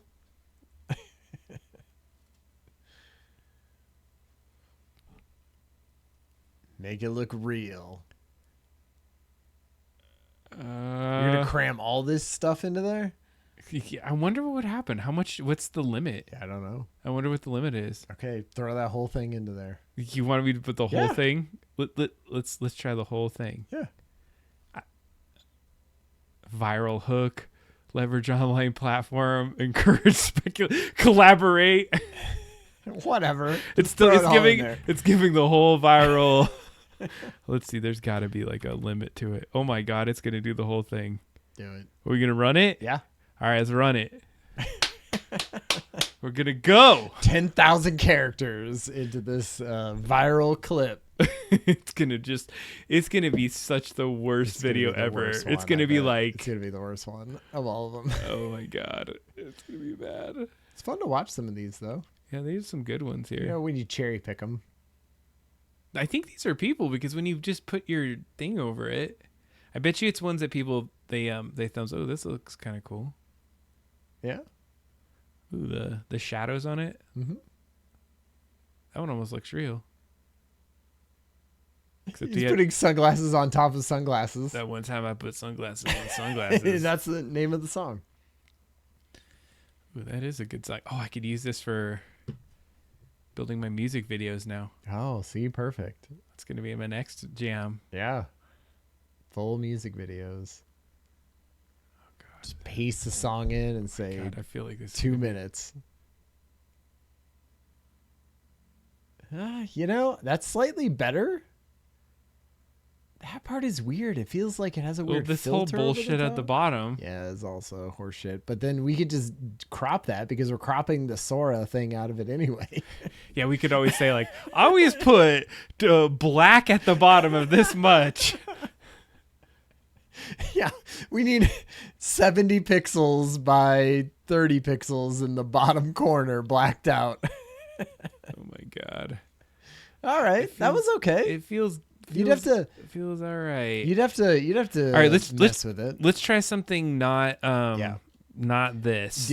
Just do something that's silly or something and booting up the game. Ooh, I like that. Okay. All right, I feel like we're okay. Let's pivot, and I'll say create an image of a zany character that is what like on like, oh God, zany is a word, by the way, just FYI if you're getting into zany. Yeah, if you put zany in, it's gonna have this like super crazy graphical. This is like a ChatGPT tip. Yeah, I found zany's a good word. Character that is. What would they be doing? I want to do like an animated character in this one. A zany character. Ooh, like that is not like, riding a unicycle and juggling chainsaws. Ooh, I like that. Riding a unicycle, juggling chainsaws. I'm going for it. Great. And we're gonna use that. If it comes out good, we're gonna feed this in, and then we're gonna recreate that exact thing. We'll say zany character that. Okay. All right, do it. I like that. That's really good. It's perfect. Yeah. Juggling chainsaws, really? They're sort of like being around them, but whatever. It's good enough. Yeah, good enough. It's good enough for Sora work. I feel like they're brothers and sisters. I can't get it out of my mind. Sora is the sister. Sora is the sister. And ChatGPT is the brother. I like it. All right, we're going to upload an image. Is it going to make me click the clickies? Okay. Yep.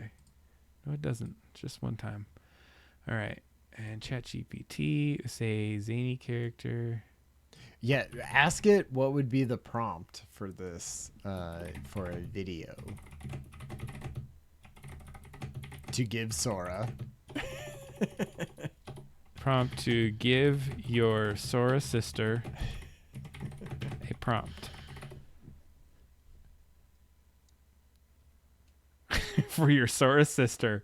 Who is Sora? Define the Sora. Oh, it doesn't. Oh, here. Create a mysterious, elegant character who's a guardian of the lost library. What? Wow. Not what we were asking library. for. All right, I'll stop. What is a way to create a prompt for a video AI? Oh yeah, I could see that. I don't think you should say what is a way to create a prompt. I need a prompt. Good point. Create a prompt for because it's going to be like what you should think about when you do the prompt is this. You're like no, just give it to me. You're an AI, aren't you? Ryan's an AI. A vibrant, whimsical character of eccentric riding. Okay, juggling chainsaws. Sure. You want to use this whole thing? Just give him that whole thing. I don't even want to read it. Jesus. All right, there we go. It doesn't really get the chainsaws. Oh, it's cutting it off. We should have made it not 19 by 6. Can you stop it and then not use your credits? I don't know. It's like, nope. It does say if it fails, you don't get any credits. Well, you could hit this X button. Yeah, do it. Try it. Yes. All right, we'll try it without that. Well, you want me to do it the regular? What, 16 by 9 or 1 by 1? It'd probably be 1 by 1. Sure. Oh yeah, because that would be the image that Dolly gave you. Yeah, it was around the square. It was more squarish. Yeah. Yeah, it was a square, actually, almost exact. Perfect then. And can we change it now that it's a different side? Can we do 2? What do you mean? Like, can you do 2? Can you change it to 480 and do 2? You want 480 of this one? 480 and 2. Yes. Cool. Do that. Not storyboard. There we go. All right, juggling clown. And this should be faster, right? Too. Zany character coming out of the orb. Ah! now we're talking viral. All right, we're going for that one. We got chat feedback here. We are doing zany character coming out of the orb. Nice. I feel we have to do that. Found footage. Yeah. You have so many Game Boy games over here. It's all my Game Boy games. It's too many. Do you know what I just found out? Grab that camera. I'm going to see something here. I don't know if this is real. Oh my God, it is. What? This camera I've had, and I didn't realize it actually rotates. Oh, man. I didn't know that, and I saw it on a video the other day, and I was like, there is no way. Like, there's no way. That is the first time it's ever been rotated. That has ever been rotated. Oh, my God, that's hilarious. Okay, we're ready with this. Oh, yeah. All right, Ryan. So, because you were always like, oh, it's got to be outside. Oh, my God. Ooh. That one on the right is pretty good. It's kind of juggling. It's kind of creepy. It is creepy. Okay, can you just tell it to? Oh, what's blend? I mean, this one, like, it definitely. Oh wait, no, it doesn't have grid.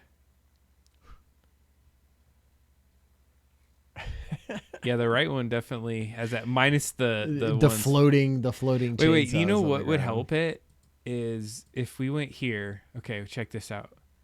This is what would help it. Just erase those. Yes. Yeah.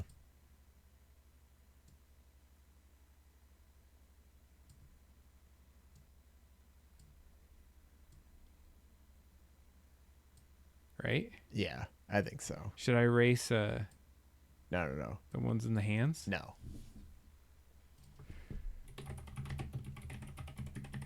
Remove chainsaws. Oh, what's wrong with that? Right. I mean, no. Telling an AI to remove chainsaws from this clown image it made is totally that's where we are apparently. I don't like the prompt of the thing. I think I'm gonna try something different here. Man, look at that. Oh, wait, crap. There's damn you. Who gives a shit? It doesn't know what that is. It just thinks that's a piece of wheel coming off. I've done this enough that I can just say remove debris. I sometimes just say remove. Yeah. And then it does. It a lot of times I will just select things in Photoshop and do this and not even give it a prompt. I'm like, you figure it out. And does it work? Yeah. Because it just looks at the whole thing. Yeah. It just looks at the whole thing. Oh man, he doesn't have his pedals. Oh, that's okay. All right, fair enough. It's not going to be good enough. You're like we're not. It's not gonna. It's not like if it looks anything close to this maniac on a unicycle juggling these chainsaws, we'll be lucky. All right, here we go. We got this one. Wait, I want to see how many credits I have. Creating will use 40 at current settings. You gotta look up here, I think. 400, 500. I've spent half of them. Yep. I'm gonna say unicycle Cycle unit. How do you spell cycle? Okay, clown.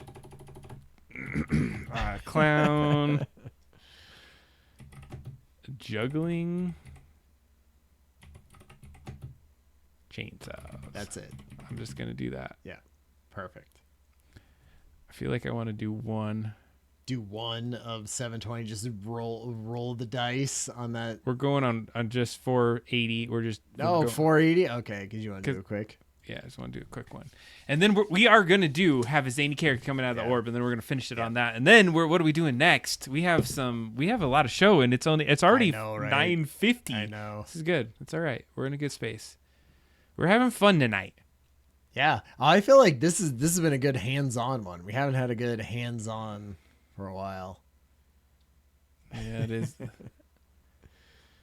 That little hamster eating stuff was cute. Oh, yeah. The handheld. This one looks cool.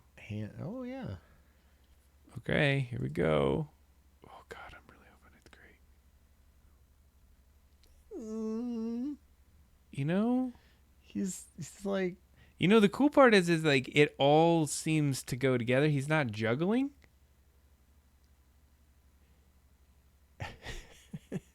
But yeah, it's weird. It is weird.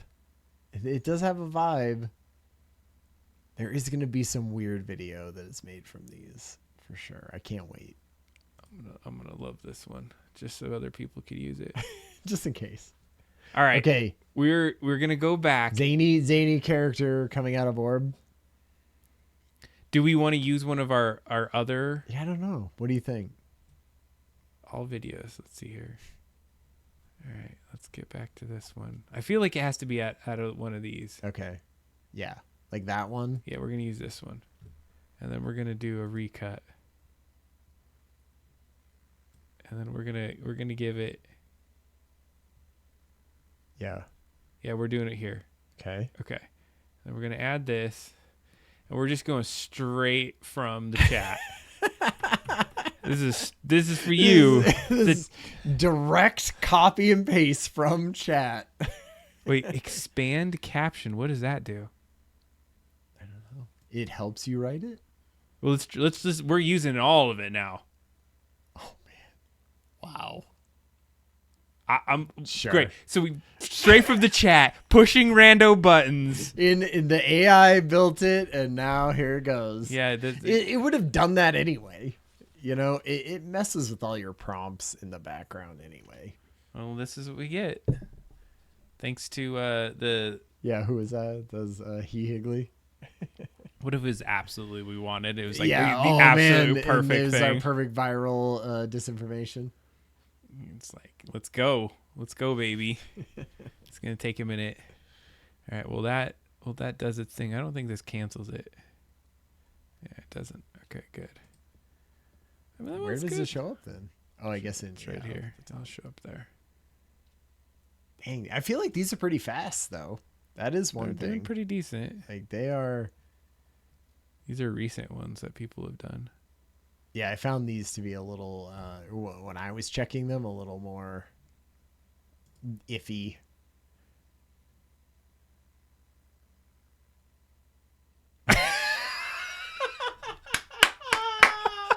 Boo, that is it. We got it. Yikes, zany. Like, actually, I was like, oh, man, blue. This is crazy. That blue, like, had me for a second, and then a poorly drawn fan art of a Disney Channel character jumped out of the orb. It's kind of creepy, though. It is. I mean, who knows? It could have been an alien thing. Like, if that was a very creepy-looking alien coming out of it, right? That could be something. I mean, it did what we wanted it to do, right? It did what we wanted. All right. Nice. Do we want to do any last ones for? Let's say 9:53. Do we have any last prompts? Coco Melon character, yeah, absolutely. I'm trying to think like what is getting some of these ones? You want to just take one of these that you found and we'll tweak it. Do a remix on something? No, I was even just like take the prompt. Oh, I see what you're saying. People have been trying to get These dancing gorillas. Oh, man.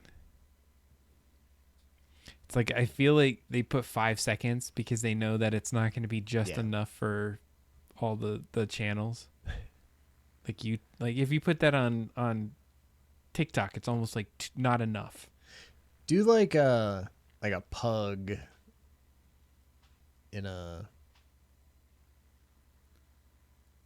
sidecar of a motorcycle or something, like something normal. Do it super simple, like something that is like myopically simple. One thing that's happening, pug, like spitting or pug sleeping. Well, it has to have an action to it. It has to have an action. Like pug ballet. Okay, a single pug dancing ballet on a stage. Huh?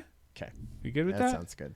If you want it, let's do it, and then this one right here. Ooh, yeah. Are we ready for it? 480. Yes. Okay. Let's go fast. Yeah. Yeah. It doesn't need to be high definition for what we're doing. What was this? Oh, that was a good one. Prompt. I don't even say what the prompt is. Loop. Oh, because they said you could make something a loop. So like say you got something but you wanted it to always loop back. Yeah. That would see how this one's a loop. That was the thing. It's like change. A meme. Wait, Pug's Dazzling Ballet? We never put the word dazzling in it. Yeah, it just comes up with the title.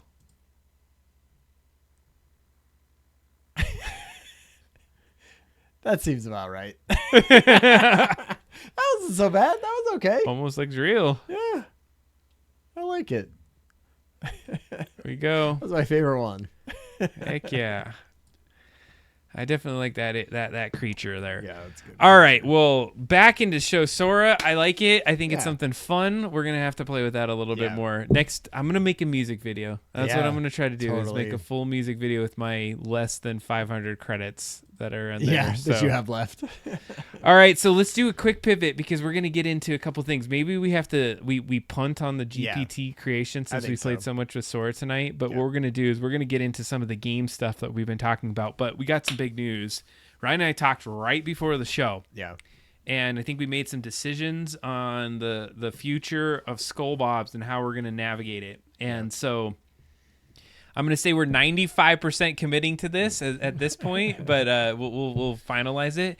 Is that we love where we've been with the Game Boy game, and we're going to finish a tavern version of the game. So we're going to spend some more months on this and nailing this out. We've been working with the guy on the composing, and we're going to get it to the point where you're going to have a fully fledged first full level all the way with a boss, and you have some really fun, and we won't even tell you what the end of that is. So we're continuing with that game. We've decided that. We also decided that we have learned a lot in our journeys of what game development takes. I mean, 15 years ago, we started, we built stories, we did all this work, we learned all kinds of design and creativity over the years. We came back to it, and we spent a year building a game. Storyboarding, storytelling, composing, and working with folks, understanding how this all comes together. And we think what we want to do is we want to elevate our game and start to learn a new program at the same time we're finalizing the game in Game Boy. Yeah. Yeah. I think that's a good summary. And so what we're considering is what is going to be the next platform that we jump into. So we have two of them that we've been looking at. There's one that's called Game Maker. We kind of talked about this at one point. So Game Maker you can download, and it gives you a lot of different tools. And let's go to like a tutorial. Maybe we can show you like what it looks like inside of it. Probably not, but it has a very similar interface to what we've been seeing in terms of GB Studio. And so let's see here. It says make your first platformer, and I'm not going to even turn on the stuff. So I've looked at this enough to say like we can get it similar to a structure of what we did with the Game Boy game, but what's an added benefit to it? It is that the constraints that we've been working under are going to be opened up a little bit broader. Yeah. So I believe this is a tutorial of what it can make with something like this. And is that kind of already where we're at with the Game Boy game, right? I feel like the Game Boy thing is interesting and lives within the limits of like a tiny Game Boy cartridge from, back in the 80s, right? And there's part of that of like building a game within those constraints that is cool and helped us sort of focus our attention. But it feels like we could make a similar type of even pixelated game or something but have just more flexibility in a platform like this. And so what you're seeing here, and I've watched actually a couple hours at this point of videos, is it has very similar tools and ways that you build the game. Now, one of the things about Game Maker is that it does GUI development or fully coded. So you can go and pick between which ways you want to do that. So of course, if you go in the coded environment, you're going to have a lot more opportunities. You can tweak it. You can do a lot more to it. But what it has is an assets, has rooms, has objects, has sprites. It has some familiarity that we build on that was very similar to what we were doing over in Game Boy Studio, GB Studio. And so this interface, as you can tell, kind of looks similar to GB Studio, just maybe a little bit more advanced. And so they're talking about some things. I've already learned some naming conventions. When I was watching it, I was like, Ryan, see, game makers, they have naming conventions. They're all super logical and have all these different pieces. Has this as a pixel editor inside of it. Okay. So that you can do this. You can always bring things from the outside. But I think if we do this and we go one way or another, I think you're going to have to lean into this a little bit more on this side of it so that you can jump in and we can share this environment to see how this all comes together. Yeah. Speaking of sharing the environment, it felt like GB Studio is very much like, here's the thing that lives on Adam's computer. And if I want to take a version of it, I download it from Google Drive, right? And upload the entire thing. It's going to be the same. Is it going to be the same thing? It's probably going to be the same. Is that for anything? Is that for any of these that we're looking at? So I talked to Mike Azul about this, and I think that there might be some ways we could do it different, but it's almost like you have to check it out, do some work, and check it back in. Yeah. And I'm super nervous about like tanking a game, and so I like these checkpoints and snapshots. So if you use like a GitHub or a Git kind of environment, what you're doing is you're like checking it in and saying, okay, now we have a version of it at this point. But then if you and I went in separate paths and started editing in it, and we reconverged what we put in there, it could have some overlaps if we were working on the same thing or mess with some of that together. So likely we would not be messing with the same thing though. Right? I don't know if we were working on one level and you're like tweaking a character and then I went and did something to the character, it could do some of that. And it's totally doable, but we would have to be much more disciplined, but who's working in it, checking it in. And the thing that you were doing is you were playing with it before, but some of the stuff that you would do, you're like, I'm going to move all these things into these places, like would break other things, and not in a bad way because you were playing with it. And so I'd have to say, are we committing to this as being our scene? Because I'm going to go and code it now. And once we do that, it's going to be hard to change it. Or if we need to change it, we have to have a discussion around how we're going to change some of the assets or whatever that might be. So I think we're going to just have to come up with a workflow is what I'm saying, and how we work back and forth between this. Yeah, because, I mean, part of it has to be iteration, right? Like you need to be able to put things in and try things and jump around in a scene and feel it and how does that look. And so you have a base game, and then you're going to have like test levels or test pieces of it. So like if I'm able to build a template up, for instance, we can say, all right, Ryan, chuck in some of your art, play with it here, see what this looks like as you start to work with it, right? Yeah. And then you might say, okay, yeah, this walk cycle looks good. Here's a barrel he jumps on or something that happens like that. Or maybe I even code a lot of it for you, and then you get to just put in your art and figure out how this works. Now, see, this is what's cool about it, is it gives you different ways to build your scenes. Like what they're doing right now, like this is not, you were creating this as a sprite. Yeah. Like I was creating this in tiled. Then you were bringing it in, whereas you can bring the tile set here and then absolutely play it within the game. So this is where we're going to have to learn it. And what you'll see here on the right-hand side as you look at what's been on the screen is you have like objects and scene. You have rooms, which are essentially our stages. And then below that, I can't remember, it was the tiles that you might be able to put within some of those rooms and scenes. And so, what is your overall sort of thoughts after? Because I don't know them. I don't know. I haven't played with these programs. So I guess what are the two that we're exploring are Game Maker and Godot, right? And so Godot might be a little bit of a stretch. I like the open source nature of it. I like the idea that it has some additional experience, but it might be too advanced for what we're trying to do. It's kind of like, are we going to go and try to make Skull Bob's full 3D in the future, like, or we're not at this point? So I've heard, and as I've gone back and forth between it, I've heard that you could pretty much live in Game Maker Studio and make some decent games, and you could spend your entire career as a developer making games in here, and it would be platforms you can send it to. You could put it on Steam, you can get it on consoles. Like, you could do that with this. Just as a side note, you can create games in GB Studio that go on the Switch and Steam, so you could hypothetically do that, but you're super limited on some of the parts that you might be able to create with that. So what I think we should do is, as we're finalizing or getting to a boss and getting the Game Boy Studio part of it done, is we should try to take some assets and make a simple like recreation of maybe the bar or the tavern here.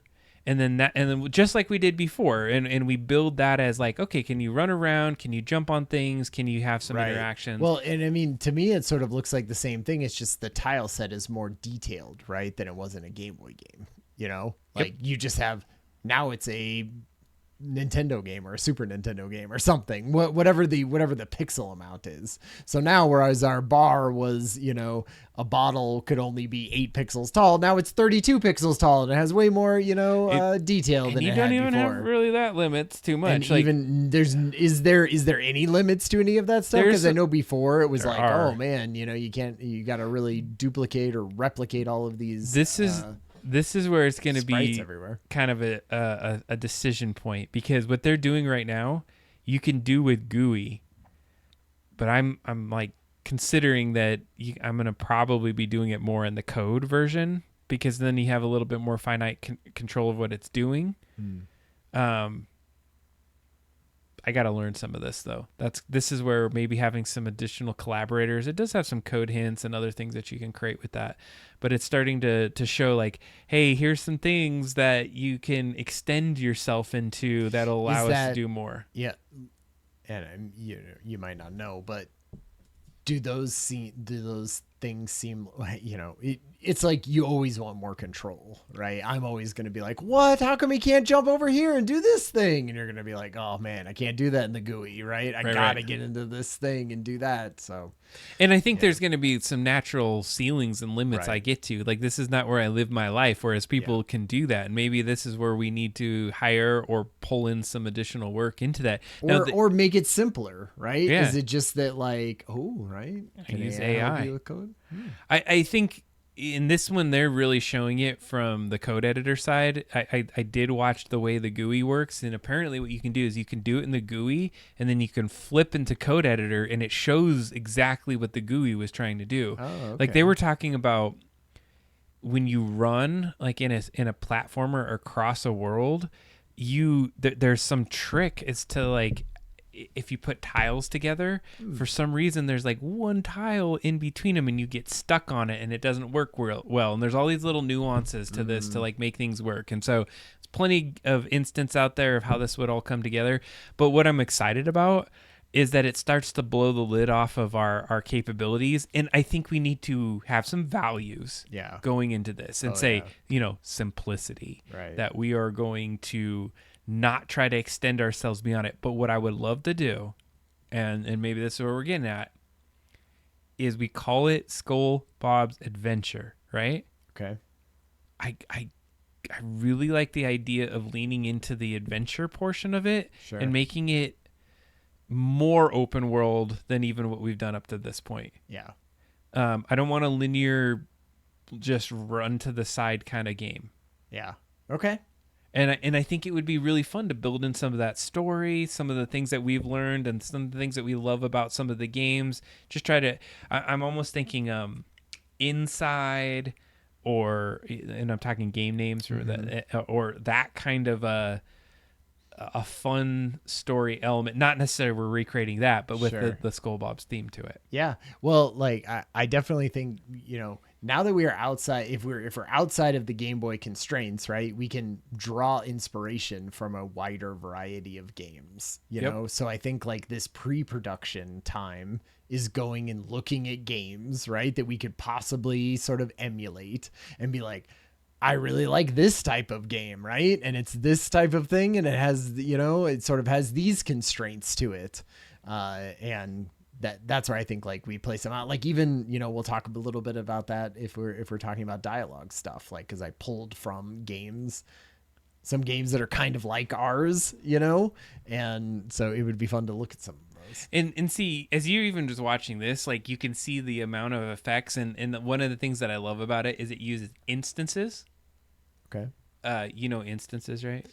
From like web design a little bit, or no, just from like, and I don't know, maybe Adobe does this or Illustrator. So if you create something, you create an instance of it, and so as you pull in, let's just take all the tiles there. Right, yeah. If you change that tile, it'll change all of the tiles on there, right? And then that way you're only using one of them, and you're saving space, and there's all the fun stuff and nerdy ADHD Adam stuff of like optimizing. It's kind of what we were doing before, right? Yeah, but it's almost like at this point, would that matter? You still want it to run good and optimize. Like you don't ever just be like, I'm just going to chuck in a bunch of stuff. Like you want it to have a smooth playing interface. It's not going to run great if you don't think about those things. No. And this is where I think there's going to be, I did watch some videos and they talked about that. They said, you don't want to just chuck in these things. There's going to be these moments of things that happen. This is getting to little flags. This is great. Yeah. I mean, it looks simple. Those like wavy sprites in the background are so very weird. Because it's an effect, right? That's what they're saying. Anyway, it's all on one scene, and the scene's not moving. There's a whole bunch of other constraints. So I think I think that's one of them. I didn't have any Godot parts to show, but it just shows you some of the interface. This one goes deep. It has a lot more that you could consider. So I think what we want to figure out. Potato, I played that. Yeah, is there a game out there? So do people do anything with Game Maker that actually? Like, is Game Maker even? No. Like, I mean, could you make a game that would go onto Steam? Hell yeah. Well, but like, there's if that's possible, or if no one ever does because it's too limited. They totally do. Okay. They totally do. Because this is like, they have all these different levels. Let's see. Forager was made in there. Have you heard of Forager? Yeah, I have. So let's go to the showcase. Last time we got not DCM, or whatever, but we played one game and then it said, "Oh my god, Hyperlife Drifter, Blazing." Oh, that's right, Blazing Chrome. All right, all those things are made in this. Great. Yes. Okay. Does that give you some confidence, Ryan? It does. Well, because all I was seeing was like the early like blocky stuff. So people that are absolute game devs do this. So I don't think we're going to be able to step up against like some of the people that spend their entire life doing this. But I think we can step in and do a fairly damn good job of taking the concepts and insights that we learned, some of the work, and I'm excited. Mm-hmm. This looks like Cyberpunk. It does a little bit with a little sawed-off shotgun. Little bear in the background. I'm excited because and I had this conversation with somebody the other day. I was thinking, if we're gonna do this, if we would have said, "Hey, let's do Game Maker" a year ago, I think I would have been overwhelmed. Yeah. We needed the stair step of a Game Boy game to build some confidence and understanding of a platform and how it comes together. And so I got that. So I think this is a great pivot moment because we're just saying we're indicating that this is likely a path that we're going to go down. We're going to do this. I'm going to just even say that there's going to be probably 6 months, if not a little bit more, of pre-production and just like finishing this part. Basic learning. 6 months to maybe another year before we land the Game Boy game completely done. We got it to the great checkpoint. I think we accomplished the goal of this year. Like, can we even do it? Was the first question too. We absolutely have something. Land the plane, ship out some carts, have some fun things in there. And we got the music to go with, and then which is probably a great kind of transition. Yeah, do you want to bring that up? The music. I gotta use the restroom one more time. So let's get into the game that we've been building, so we can kind of get ourselves reoriented to where we're at. So Game Boy game, double drop down, Skull Bob's adventure, as you can see all the different pieces. And it has some similarities. You'll notice that we have scenes, we have scripts, we have variables, we have all the different things, and there's a whole bunch of different aspects of building a game that you need to consider. And so what this is going to allow us to do is kind of take it a step further, because some of the constraints of the Game Boy game were, for instance, once you put a character in the game, you could not like deload them or unload them from the scene. So when we have scenes with the character that's in multiple states and multiple places, you'll notice you have sleeping at AB there, you have AB at the bar. So you had to put him in all those places and then hide and show him at those different moments, which takes up space, takes up resources, and it takes a lot of additional effort to get that working. And then the way we would do it is basically we had these backgrounds that were just laying on there, and then we would put in the interaction on the backgrounds. So nothing was technically interactable on the graphics that we were creating, whereas in like Game Maker Studio, the graphics that we create would also be like solid objects or things that we'd be able to run and go in through. So I think there's some differences and some things that we can see some enhancements on. So what we're going to do though is last time we showed some music from our guy, our composer. I believe his name is Matt, by the way. Okay. I think we need to start, getting referring to people getting him out there as this guy that's been doing some work with us. So if you're in the Discord chat, there is a private chat that you might not know about. Ooh. And he is in that private chat with us, and we talk about him. Let's see here. He's in the private chat where we talk about him. In a good way. We talk with him. We talk with him. He calls his name is Robot Meadows in his normal world. I have to look. I'm pretty damn sure his name is Matt. Okay. He has some socials out there that he shows some of his work. So what we're going to talk about right now is let's listen to the theme. This was the original theme, and then we're going to compare it to his new one. Okay. Ryan and I have not heard the new theme, so this is first play for all of us. Here's the first one, original.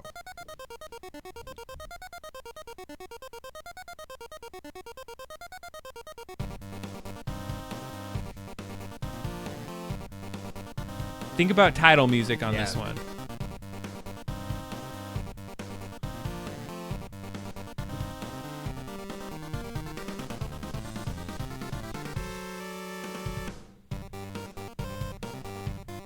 Right.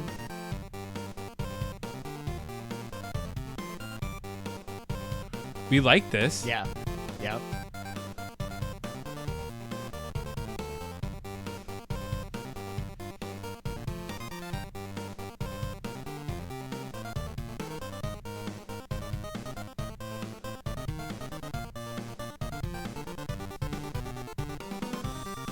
So this is where it hit into. This is where we thought too Zelda, like too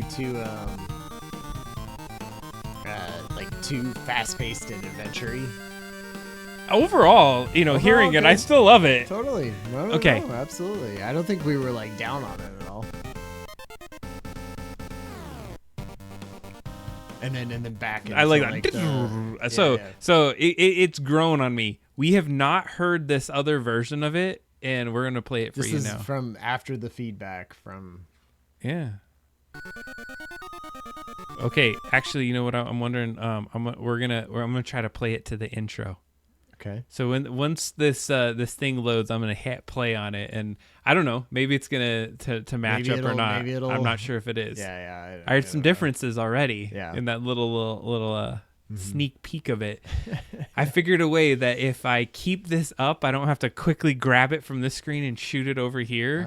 I can just leave it up and hit the button, and then it will rebuild itself and then overwrite it. Oh, okay, nice. I'm really hoping for it. It's funny, we got it to 0.47 beta. I mean, that's good. I used actual versioning things to get it to this point. Nice. So I don't know. Come on, baby. Load so we can listen to this. This is going to be good. I want to see it with our official Skull Bobs start.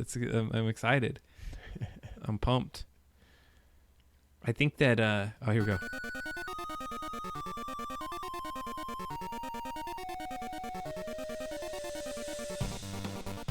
Oh, nice. Yeah, I feel like that was good mystery. Sorry.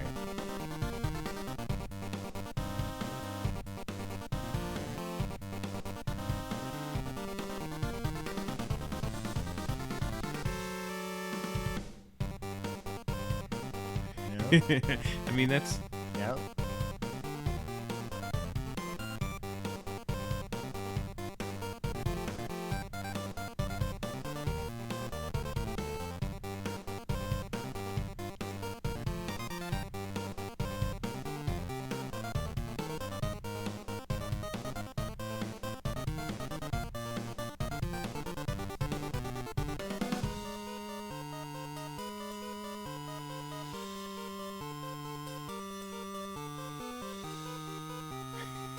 Nice.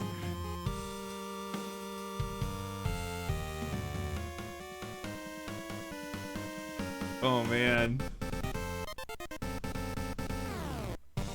I think you got it! Nice. Did That's you like very it? good. Yeah, totally. I love that. It God. feels like good and like slower. Like it slows it down a little bit. Dude. And I like this part a lot. I almost feel like this... It feels a little alien-y. That was Like because of the little thing coming I almost want like a little bit more of that. I think he does it's a repeat of it.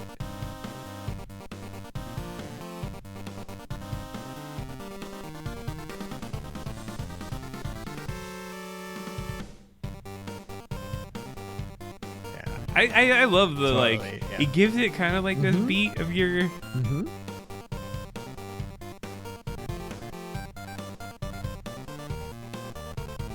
What do you think, y'all? Yeah, right. Come to the Discord and tell us your thoughts.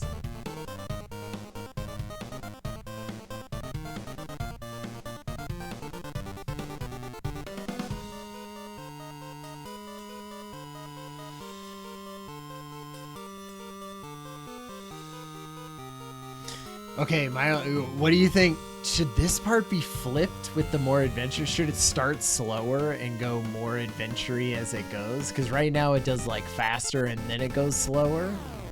Like at the this because you got to think about it, this is intro music. Right, that's true. And so if we're right, because I could see it being like, oh, you know, it's the exciting like beginning part. Okay.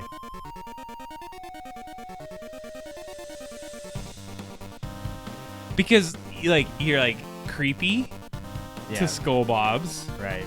And now you're just kind of like, yeah, we're gonna get into it, right? And if you were gonna play the game, you'd want the beginning part to be a little bit more. You'd be like exciting, right? To like start your adventure. Yeah, because you're like, I'm gonna get into the adventure. You imagine yourself your route to jump into it. It's playing its stuff. I wish this had a little bit more alien.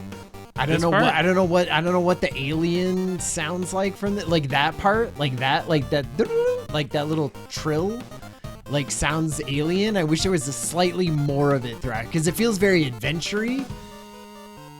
And then this part is sort of spooky. I like it. It's mysterious. I love this part. Love this part. Ooh, slightly more alien. That's all I'm gonna say. That's all I'm gonna say. Right, slightly more. I'm gonna give Ryan the. Hey, this is like somebody coming to you like, I want this to pop, Ryan. No. I feel like it's just the little the trill, the little bit at the beginning that gives it that alien flair. Just slightly more of that like sprinkled throughout it. Then. Like maybe it's that like.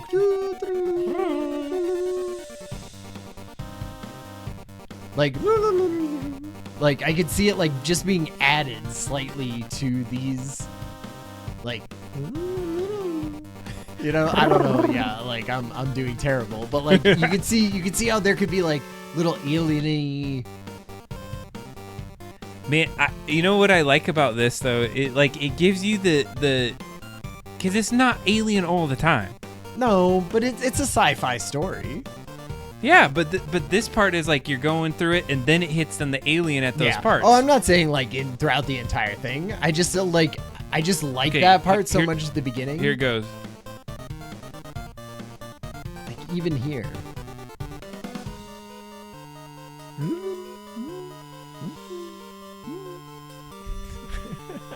Punch you, Ryan. Just kidding.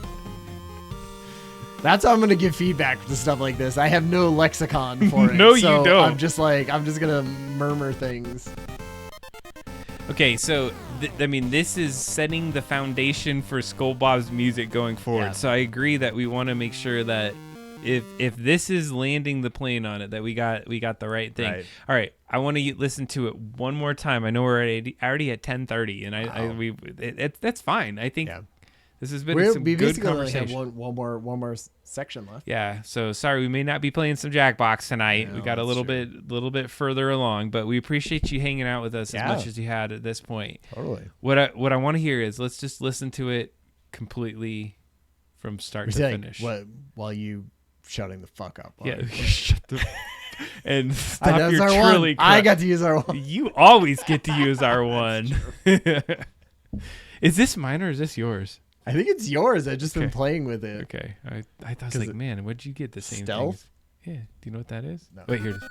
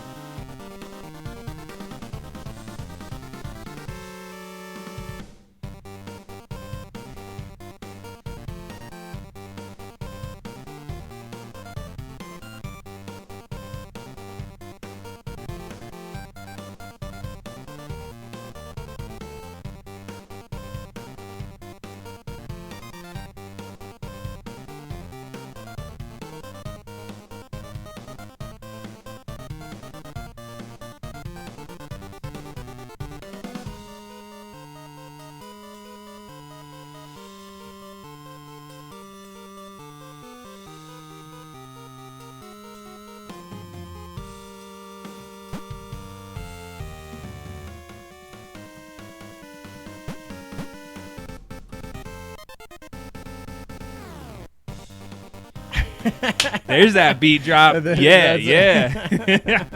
All right. Overall, I think we're what, like, I think we're definitely 95% there. Yeah, totally. Like, I think we're definitely moving in the good direction for sure.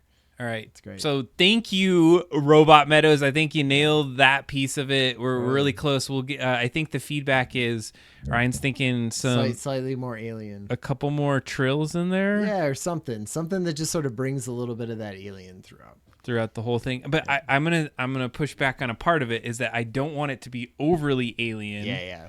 Because I think I just want like hints of it, just sort of like X-Files, you know, like the X-Files wasn't entirely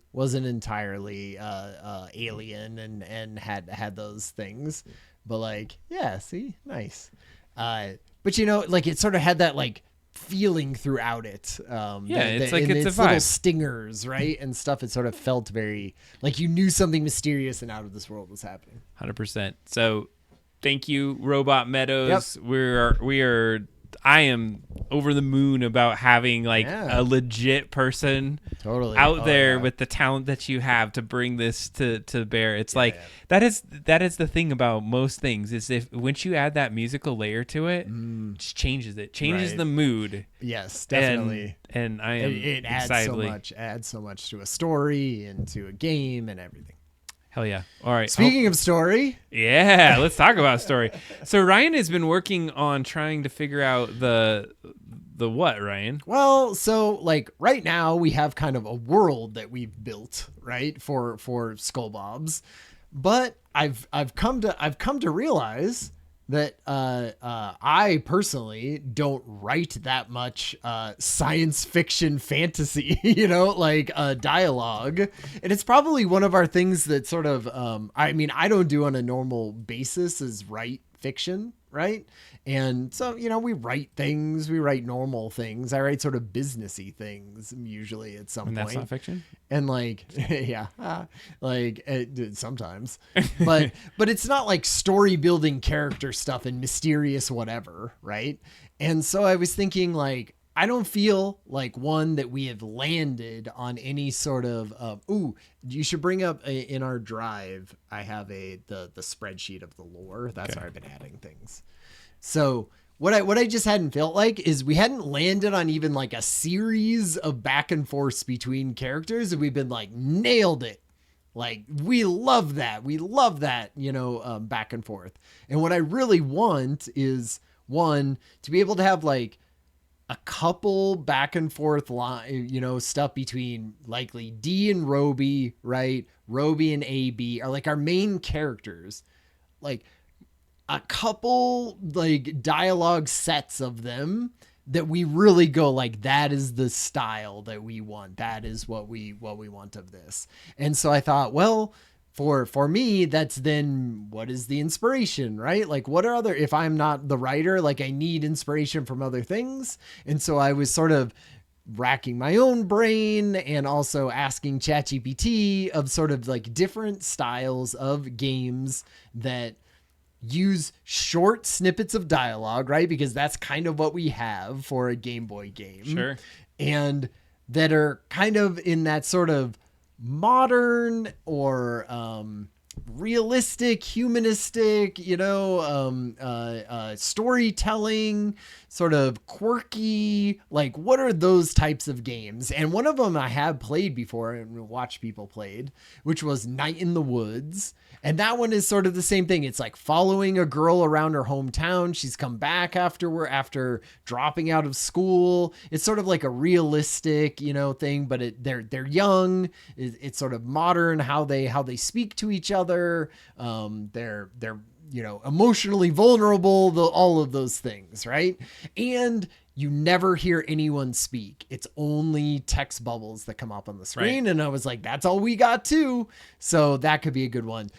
Celeste also came up. I don't know if you've ever played Celeste, but it's sort of a platformer. Oh, yeah. And it's also very emotionally resonant and everything. And they only have theirs. Just as a side note, Celeste was part of the reason that I built Roby and some of the actions because my son was playing it when I was doing a lot of like that. So just as a lore, just to know is that Celeste inspired some of our actual piece of it.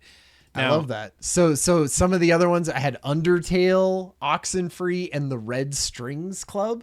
The only thing with the Red Strings Club that I liked is it's set in a tavern. And it's people talking with each other at a tavern. It's a little more adult, or it's a little more long form, I would say. So I just sort of had, we don't have to show this on the stream, but basically I'd put together here's a list of games. Here's some sort of positives about them, right? And here's things that maybe don't fit our style very much. The nice thing about Night in the Woods and things like that, and even Celeste and Undertale, is a lot of times because the dialogue is pretty simple, you can find just dumps of the script and be here's the entire script of everything that's ever said between every character in this game. And so my idea was if you could do some of that and pick a game that you you could feed that into our GPT of Skull Bob's lore and be don't take content from this, but take sort of the style of the writing from this. And then that could maybe help us build some stuff. So I did a little bit of that. for I took the original, the script that was last time, which was sort of ChatGPT by itself. And I refed it into it and I said, hey, we want something similar to this with the same sort of end outcomes and everything, right? And sort of in this same kind of style, but do it in the style of Night in the Woods, right? Or do it in the style of Celeste. And so I did a couple of those, and it's also me kind of tweaking it, right? But what I wanted to do is, in the end, what I would love to do is get a few of them between each of our main characters. Not tonight, right? We have 25 minutes. But like between us, we should be able to have a couple good ones where we go, yeah, that's a good piece of dialogue that we like, and we can emulate then when we start building other pieces of dialogue, because we're gonna have to write a bunch of dialogue for this. So I agree. Here's my, as I listen to what you're saying. Yeah, there's actually another component we need to consider. Is there's like the dialogue has to move the story forward. That like right. But it also, how do we tell the story with quick quips? And so maybe we need to understand, like, how do we bring in another element of storytelling, or how do we leverage what we already have in there? So we have the pages. Yeah. We have his, like, going into the inventory menu. I'm wondering if there's a way that maybe you unlock the story points, and if you never care about them and you just want to play a platformer and you get the little quick story hits back and forth, that's fine. But then you can have the deeper dialogue and story that like fleshes out behind the scenes. Well, I think it's more like when you're clicking on things inside of the scene.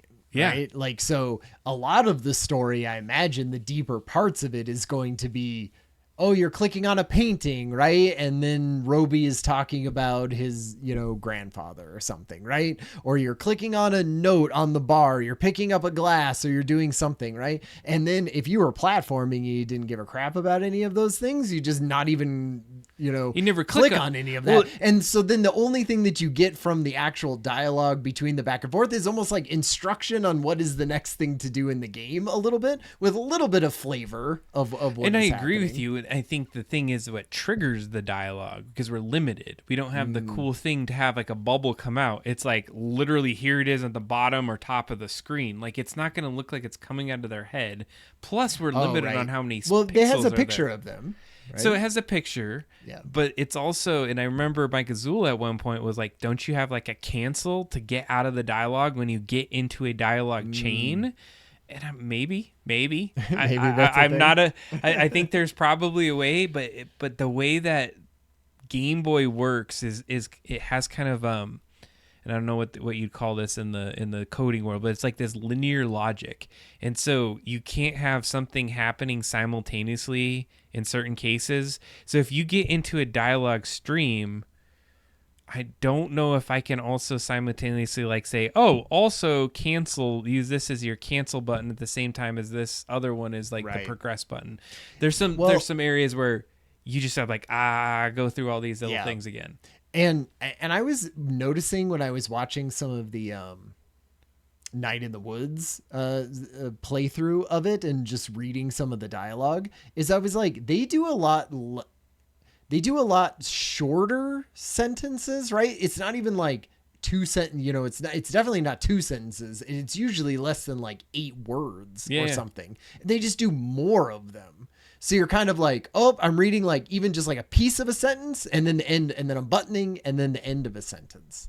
And I was wondering if like, I don't know if that's something we should think about, is maybe that there would be small, like, I don't know if the words get bigger or anything like that. I assume not, right? On a Game Boy, like if you use less words, they don't get bigger. No, but you can change the fonts and things. And another thing that I noticed is that in the other game is as they can be walking around as those bubbles are popping up. In our game, you get paralyzed until you get back into it. So it does break the continuity or the feel of the game itself. And maybe since we know we're moving on to a different platform at some point, right? Like maybe this is we just say, hey, you only get 5 like dialogue things. Let's run through one of the dialogues you did. You want to take D or Roby? I'll do D. All right, I'm a Roby. So let's just run through a dialogue just so we can kind of get a feel for what it sounds like spoken. Yeah. Well, and it's weird too because no one will hear it spoken, right? It's only but you'll hear it in your mind. In your mind. I guess so, if it works spoken, right? It should work. That's what I want to see. Okay. Ready? Okay, so give the context, dude. Okay, well, let's do the second one because I like this one. And I was reading through it, and it seems like it's shorter, and it gives that kind of that beat to it. So Roby and Dee are talking at the bar. So this is the interaction. Roby and Dee are talking at the bar, right? The context is the day after Robert Decker's funeral. Roby is now the full owner of the Skullbob's empire. He and Dee need to open up the bar after hosting the wake last night. This is their first sort of meeting together at the bar in the morning. All right. Morning, boss man. You look like you crawled out of a dumpster. I mean, not far off. Pretty sure I slept behind the dumpster out back. Wow. Bold leadership style. Very inspiring, Roby. Ugh, don't. I already feel like my skull is trying to escape my head.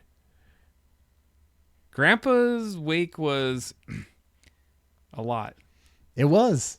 You good? Define good. I need something. A drink or a new head, maybe. Yeah, well, you're getting water. And also a mop, because last night turned this place into a biohazard zone. A mop? Really? Yep. Decker's friends did a number on the men's room, mostly number 1. And guess what? We can't open up the bar until it's cleanish in there. Sure. Makes sense. Totally.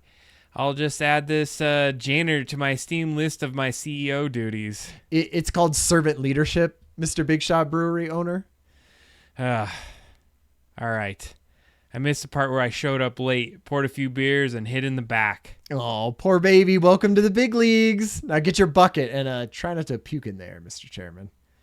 Hey, I like it. It has a vibe. It does have a vibe because it's like a little bit more back and forth. It has a. I really liked the part. So ChatGPT definitely came up with this, which was I missed the part where I just show up late, pour a few beers, and hid in the back. Like, I feel like that shows his motivation, right? Like, that's what his old life was, is that he was kind of like, I showed up and I just did a thing and whatever and got paid. And now it's more like, oh man, nope, there's going to be decisions that are going to have to be made and stuff like that. Is this an alternate version of that conversation? Yeah, the top one is the first version. All right, let's do the first one. Okay. It's almost just an alternate. Okay. Good morning, boss. Whoa, you look like crap. I don't remember much about last night, but I did wake up in the alley out back, so that's a clue. Is that how the new CEO of a C-tier brewery and tavern is supposed to conduct themselves? Ugh, don't start with that already. Granddad's wake was, well, a lot. I need a drink. No. You get water to drink and a bucket for that bathroom. Decker's friends tore it to hell, and I can't open the tavern with it looking like that. Right. Because mopping floor screams big head boss. It's called servant leadership. Now get to work and try not to throw up in there, Chairman. And then they kiss. All right. So I think the back and forth is better. I think when I was writing it initially, I had no thoughts of it. I was just like, move the story, go back and forth. Totally. And it was That's what it had to be. And it felt dry. And I think what you're starting to put in is some life into it. And the difference here is I was like backstorying it where you're like real timing it. Right. And it feels like we're like having an actual, like the story is unfolding right here. It's not an old book that's being read through as you get through these parts. Okay, so do we sort of feel like this is at least a better direction than we've done? Okay, so what I think I want to do is do an AB and Roby interaction to sort of hear what sort of AB's voice is, because I feel like he is sort of weird, right? He has a different, it's like we want him to sort of feel other, right? But still, with the story, you still want to be able to empathize with him. Sure. You still want him to be a flawed character that is, doing things for weird, unknown reasons at some point, right? Like you don't want to be too on his side instantly.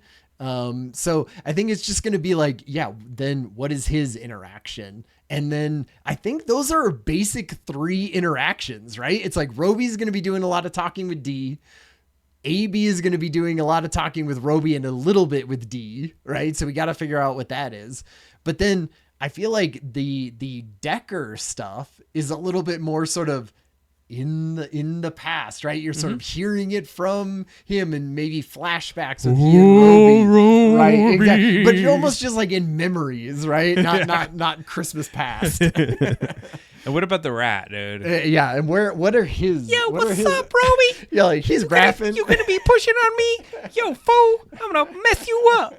Hey, that's the you're like, Adam, I want a full write up on the rat's motivations for this scene. Step up, fool.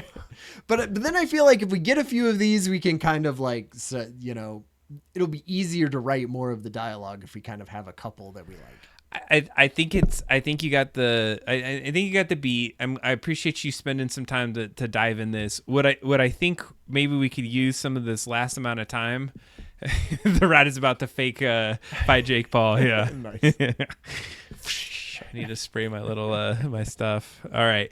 If you know that reference, hilarious. All right. So I'm gonna pull up the game itself and show a couple things around the dialogue that I want to consider, so that you're kind of in it with me as we start to think about how this works. So you're thinking like I think we do need to write out the dialogue first. That would be super duper helpful. I was thinking like a spreadsheet almost, right? So that you could have it and be like ready to copy and paste. Yeah. So let's take it from the top. And if I were to zoom out on the screen right now, if I click on the first screen, and I know it's the first screen because there's a red play button, and that red play button is like, I gotta stop accidentally grabbing things. The red play button tells me that's where the story starts. Okay. This is where your character drops into this entire game. Yep. And so if you click on it, what it's going to start doing is linking different parts of the world. And so this little thing up in the top is basically saying drop the character in, and then the character is auto put to this point on this screen, which they're invisible at this point anyway. Sure. It doesn't matter. And then it drops the character here. And what you're not seeing on that first thing is the character's running down the screen. That's why you get this right. Like little invisible him is running down the screen to give it like a camera angle. So I'm using the character as a camera to get that. And then if I click on this screen, you're saying you click on, once it hits into this little bucket, you could go to the development world. Because the options are development, or you start the game. So you drop into the game. So I just wanted to reiterate some of the things that we've done up to this point.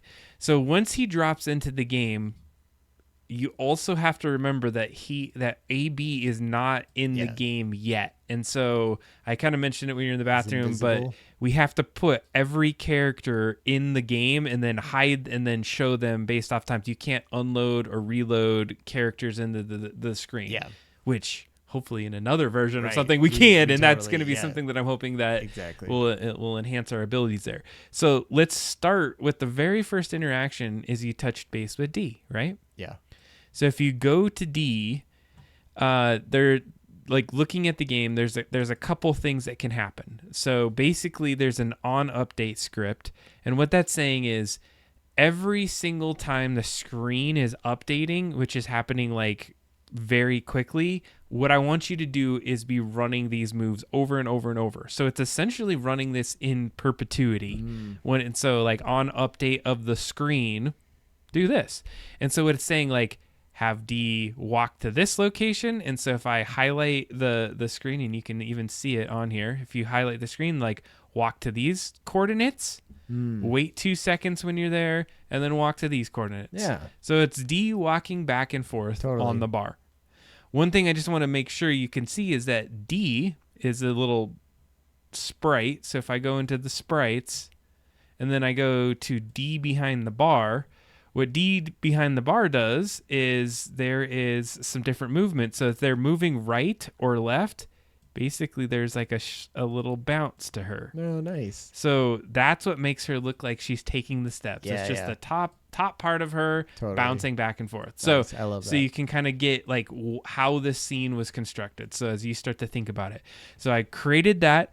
The bounce is automatically happening every couple of frames. And then you're just moving that little sprite back and forth between 2 points. Mm-hmm.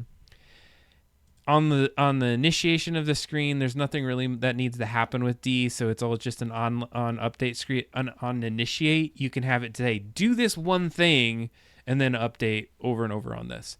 Here's where we're going to spend most of the time and why I want to talk about this. This is with the dialogue now.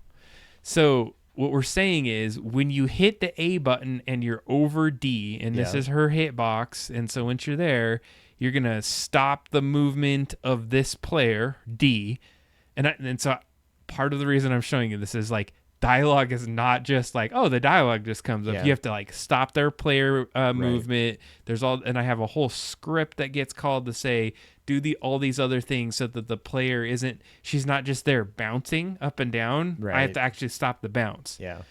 And then you play a little sound effect, which is the little cute. Oh, right. Yeah. The dialogue is started. Started. Mew. So imagine D's behind this bar this whole time. How many times do you go back and forth between D? A lot of times. Let's just say that. So then the first thing is, do you want to even talk about D? And if you want to, it's like, yes. If you do, or if you don't, hit exit. If you want to talk, then you'll do this. And so basically I'm setting up a variable. I don't want to go into too much detail to say like, if it's not true, exit out. If it's true, if it's true, exit. If it's false, you'll talk. Now is where we get into the dialogue scene. And this is where it gets a little crazy and so if we have this ahead of time, it's going to be really, really helpful. So if you want to exit, it's just going to be basically like you're going to dump out, everything resets itself, all the scripts start itself, everything goes back to normal. Mm-hmm. Otherwise, now we have to say, hey, which interaction with D are we going to load at this point? And this is where it's going to mess our brains up, because we have to remember, is it 5 times we interact with D? Is it 10 times we're going to interact with D? Because we have to remember which interaction. So we say there are 4 times we're going to interact with D. Right now, but you could add a 5th. We can add a 5th. We can add 20 more if we want.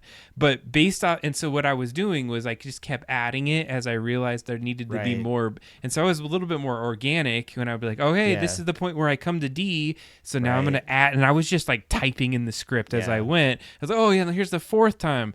So the first time you go to D, you go in the back and forth and you load this thing, and then you can say, here's the avatar that should be off to the left hand side of the screen. When you highlight it, it shows you, and you'll notice that you have to break the words to the next line or it's not going to work. Right. And so then you just keep writing out the script. Yeah. And it auto pauses at the end. Now, a new thing they added is the layout, like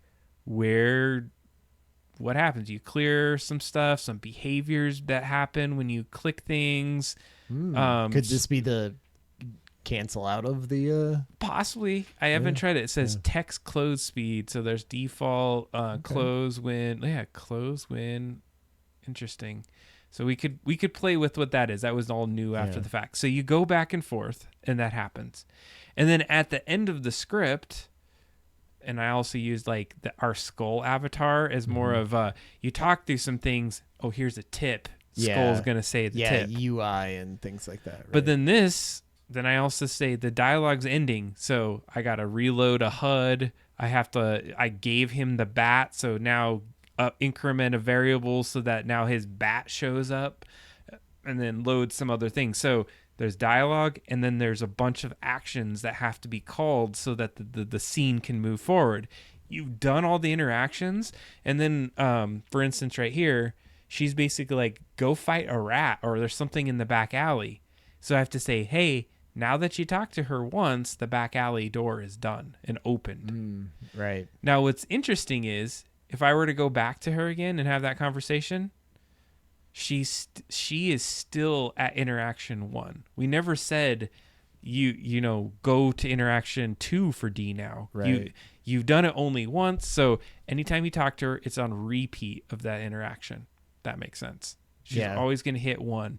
So what we've essentially done is we talked with D. Once we're done, it reloads all the scripts so the scene starts working again, except the alley door is opened now. It's set to 1. Okay.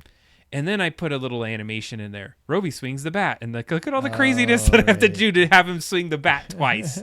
So he does a swing of the bat, and that's done. Okay, that's interaction 1. Now, if I were to be Roby, and I go over here, and this is the alleyway. So you go in the alleyway.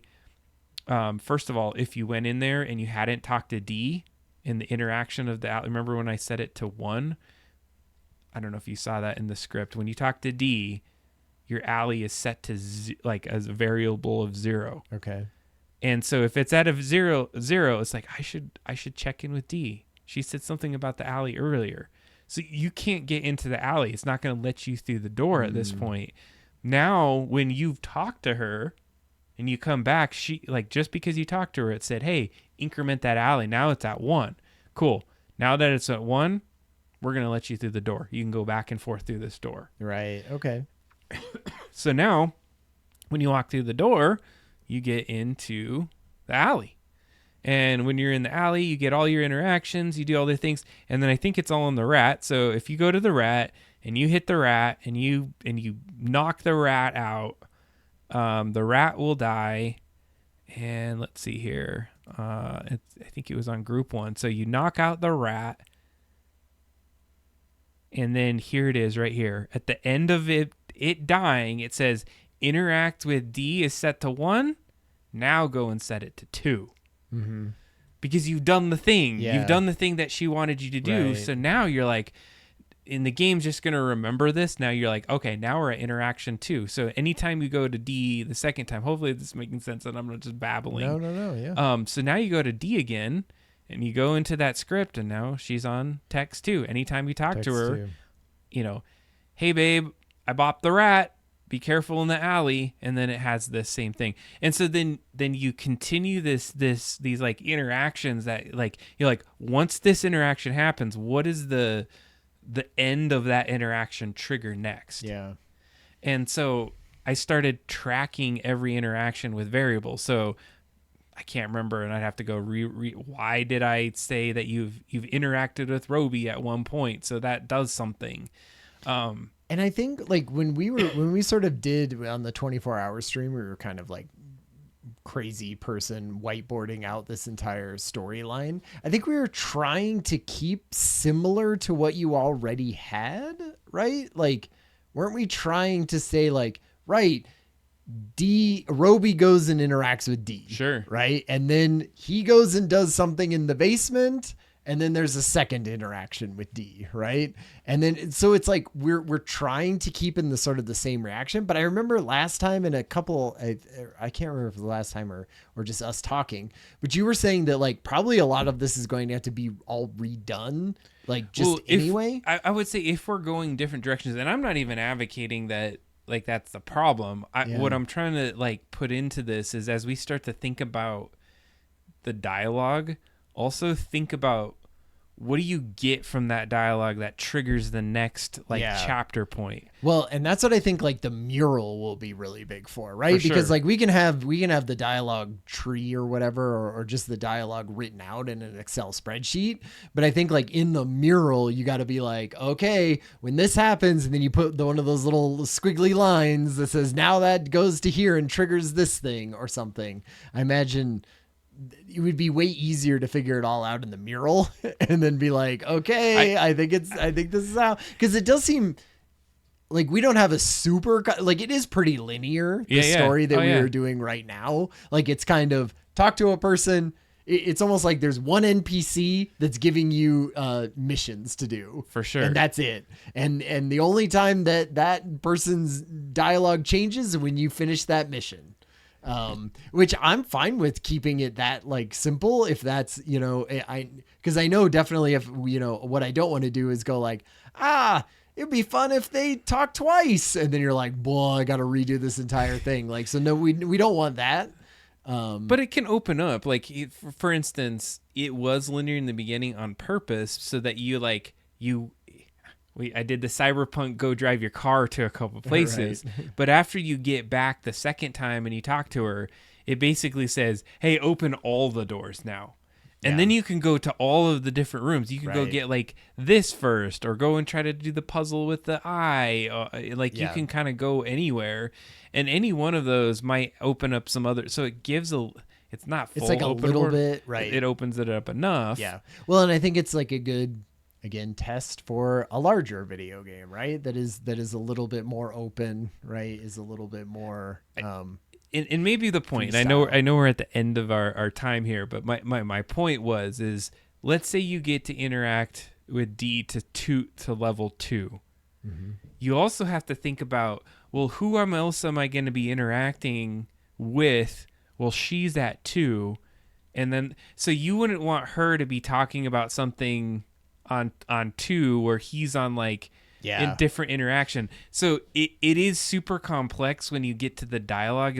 And my takeaway is, as we think about this, if she's going to be on a repeat of a dialogue, you also have to think, what's the repeat of the dialogue or the thing that he's doing at that given moment? So, because a lot of the time then, if you talk to him next, you might say, okay, now increment his interaction to 3 and D's to 3 and open this door. Yeah. So it got more and more complex as you went a little bit further along. But I feel like it's almost the least complex that we're trying to make it for this one, right? To tell the story that we want to do. And the good thing is we only have 2 characters that like he is basically interacting with, so that keeps it at least somewhat lower. We're definitely gonna have to think about that when we do the larger game. Say you'd be like, let's add more characters, and you're like, oh man, it's just gonna be hard to. It might be different because this is just the way that this gets organized and the way that it's like everything is happening. GB Studio thing in this right hand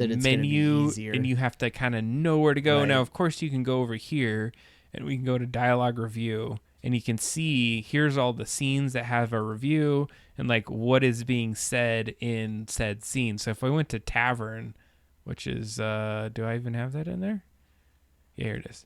Like, look how much dialogue is in the tavern. So you can go in here, tweak it, edit it, make sure it all looks great. I don't think you can do any other pieces with that. But so, long story short, I love what you've been doing with the text because I absolutely agree that that's the direction we go. On this other end of it, we'll just have to be cognizant of like what is happening. So as you start to think about, hey, I'm going to write this dialogue, maybe there's a little like an area, and maybe this is what I was trying to say, is that if you're in this part of the dialogue, maybe right here, there's another side that says like, okay, here are the bullet points of things that happen after this happens. I think that's got to be a mural. I feel like it's going to be so much harder to do it in a like, wouldn't you want like at the end of the dialogue, there's like another little box and it says, here's the things that happen, and it branches out and shows where like that is going. I think so. And I think it'd be harder to do it you got to think, so it would be harder in Excel, but here's the thing. Think about what I have to do in the development of the game. It's like I have to be in that dialogue thing, and I'm going to put it incrementally at the end of that dialogue. So at the end of the dialogue, I have to say, okay, I have to increment this value. I have to do this value. I have to do this value. I'm not even going to debate what you're saying with like where we put it. Mural board for sure. This is going to be my blueprint to say, once I land this dialogue, make sure you're opening this, make sure you're opening that, and then you're doing that. Yeah. Yeah. I mean, I'm not going to be updating any of those things. Yes, you are. Learn it. Sure. Like maybe, but I do think whatever is easiest for you. I'm just sort of thinking about it from my point of view, right? I'm like, oh, okay. I would think that a more visual thing of like, here's how they're all connected, but maybe it's Roby is in his R1 state, right? Right. and all of this dialogue is red because it's in the R1 state inside of Excel, and D is D1 state, which is all purple, and so then you can look through it and be like, what is happening? when Roby is in R1 red and D is in D purple 2, like these doors are unlocked or something like that. And so let's put it at high level, because I think we're getting too detailed. 100% is that organizing this is going to be a big piece of it. Right. If we can just get the storyline in there first, then start to say, okay, now we've got our thing. Like, what are the steps that we're going to be pulling forward? We have the story there. Yeah, and I think we have a majority of like the background main sort of sprites that we would need to do a kitchen, a sewer, a back alley, and a tavern. Yeah. Which are basically the 4 levels that we are going to do. And there's going to be more stuff that we have to add to all of those things. But I think we could start building all of like the platforming levels of those levels and know that like we basically have the alleyway done, you know, like that needs some tweaks, but is good. The sewer, like you built basically the platforming stuff of the sewer. So it just needs kind of the stuff done in. So really all we need is a kitchen level, like, and you seem to do great with like the, hey, here's the actual platforming that is going on to that. So like if you started to do a kitchen level, I could start skinning it, right? And then it's sort of building all of that dialogue in the background while it's getting incorporated into the game.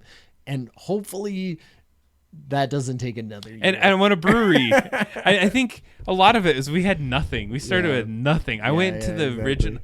I don't want to do it now. Oh, but the alien guy jumping I went around? to the very first thing we did, and I was like, I was watching some of him the other day for some reason. I cannot believe how far back we had taken this and where we've been. So it's come quite a bit. We have climbed through a lot of challenges that we've gone this. Hey, right. We've 3 hours. I think it was 5 minutes good. Over. Totally. We yapped the hell out of it today. We did. And we had to talk about a lot of things. A lot of things came out. Sora stuff came out.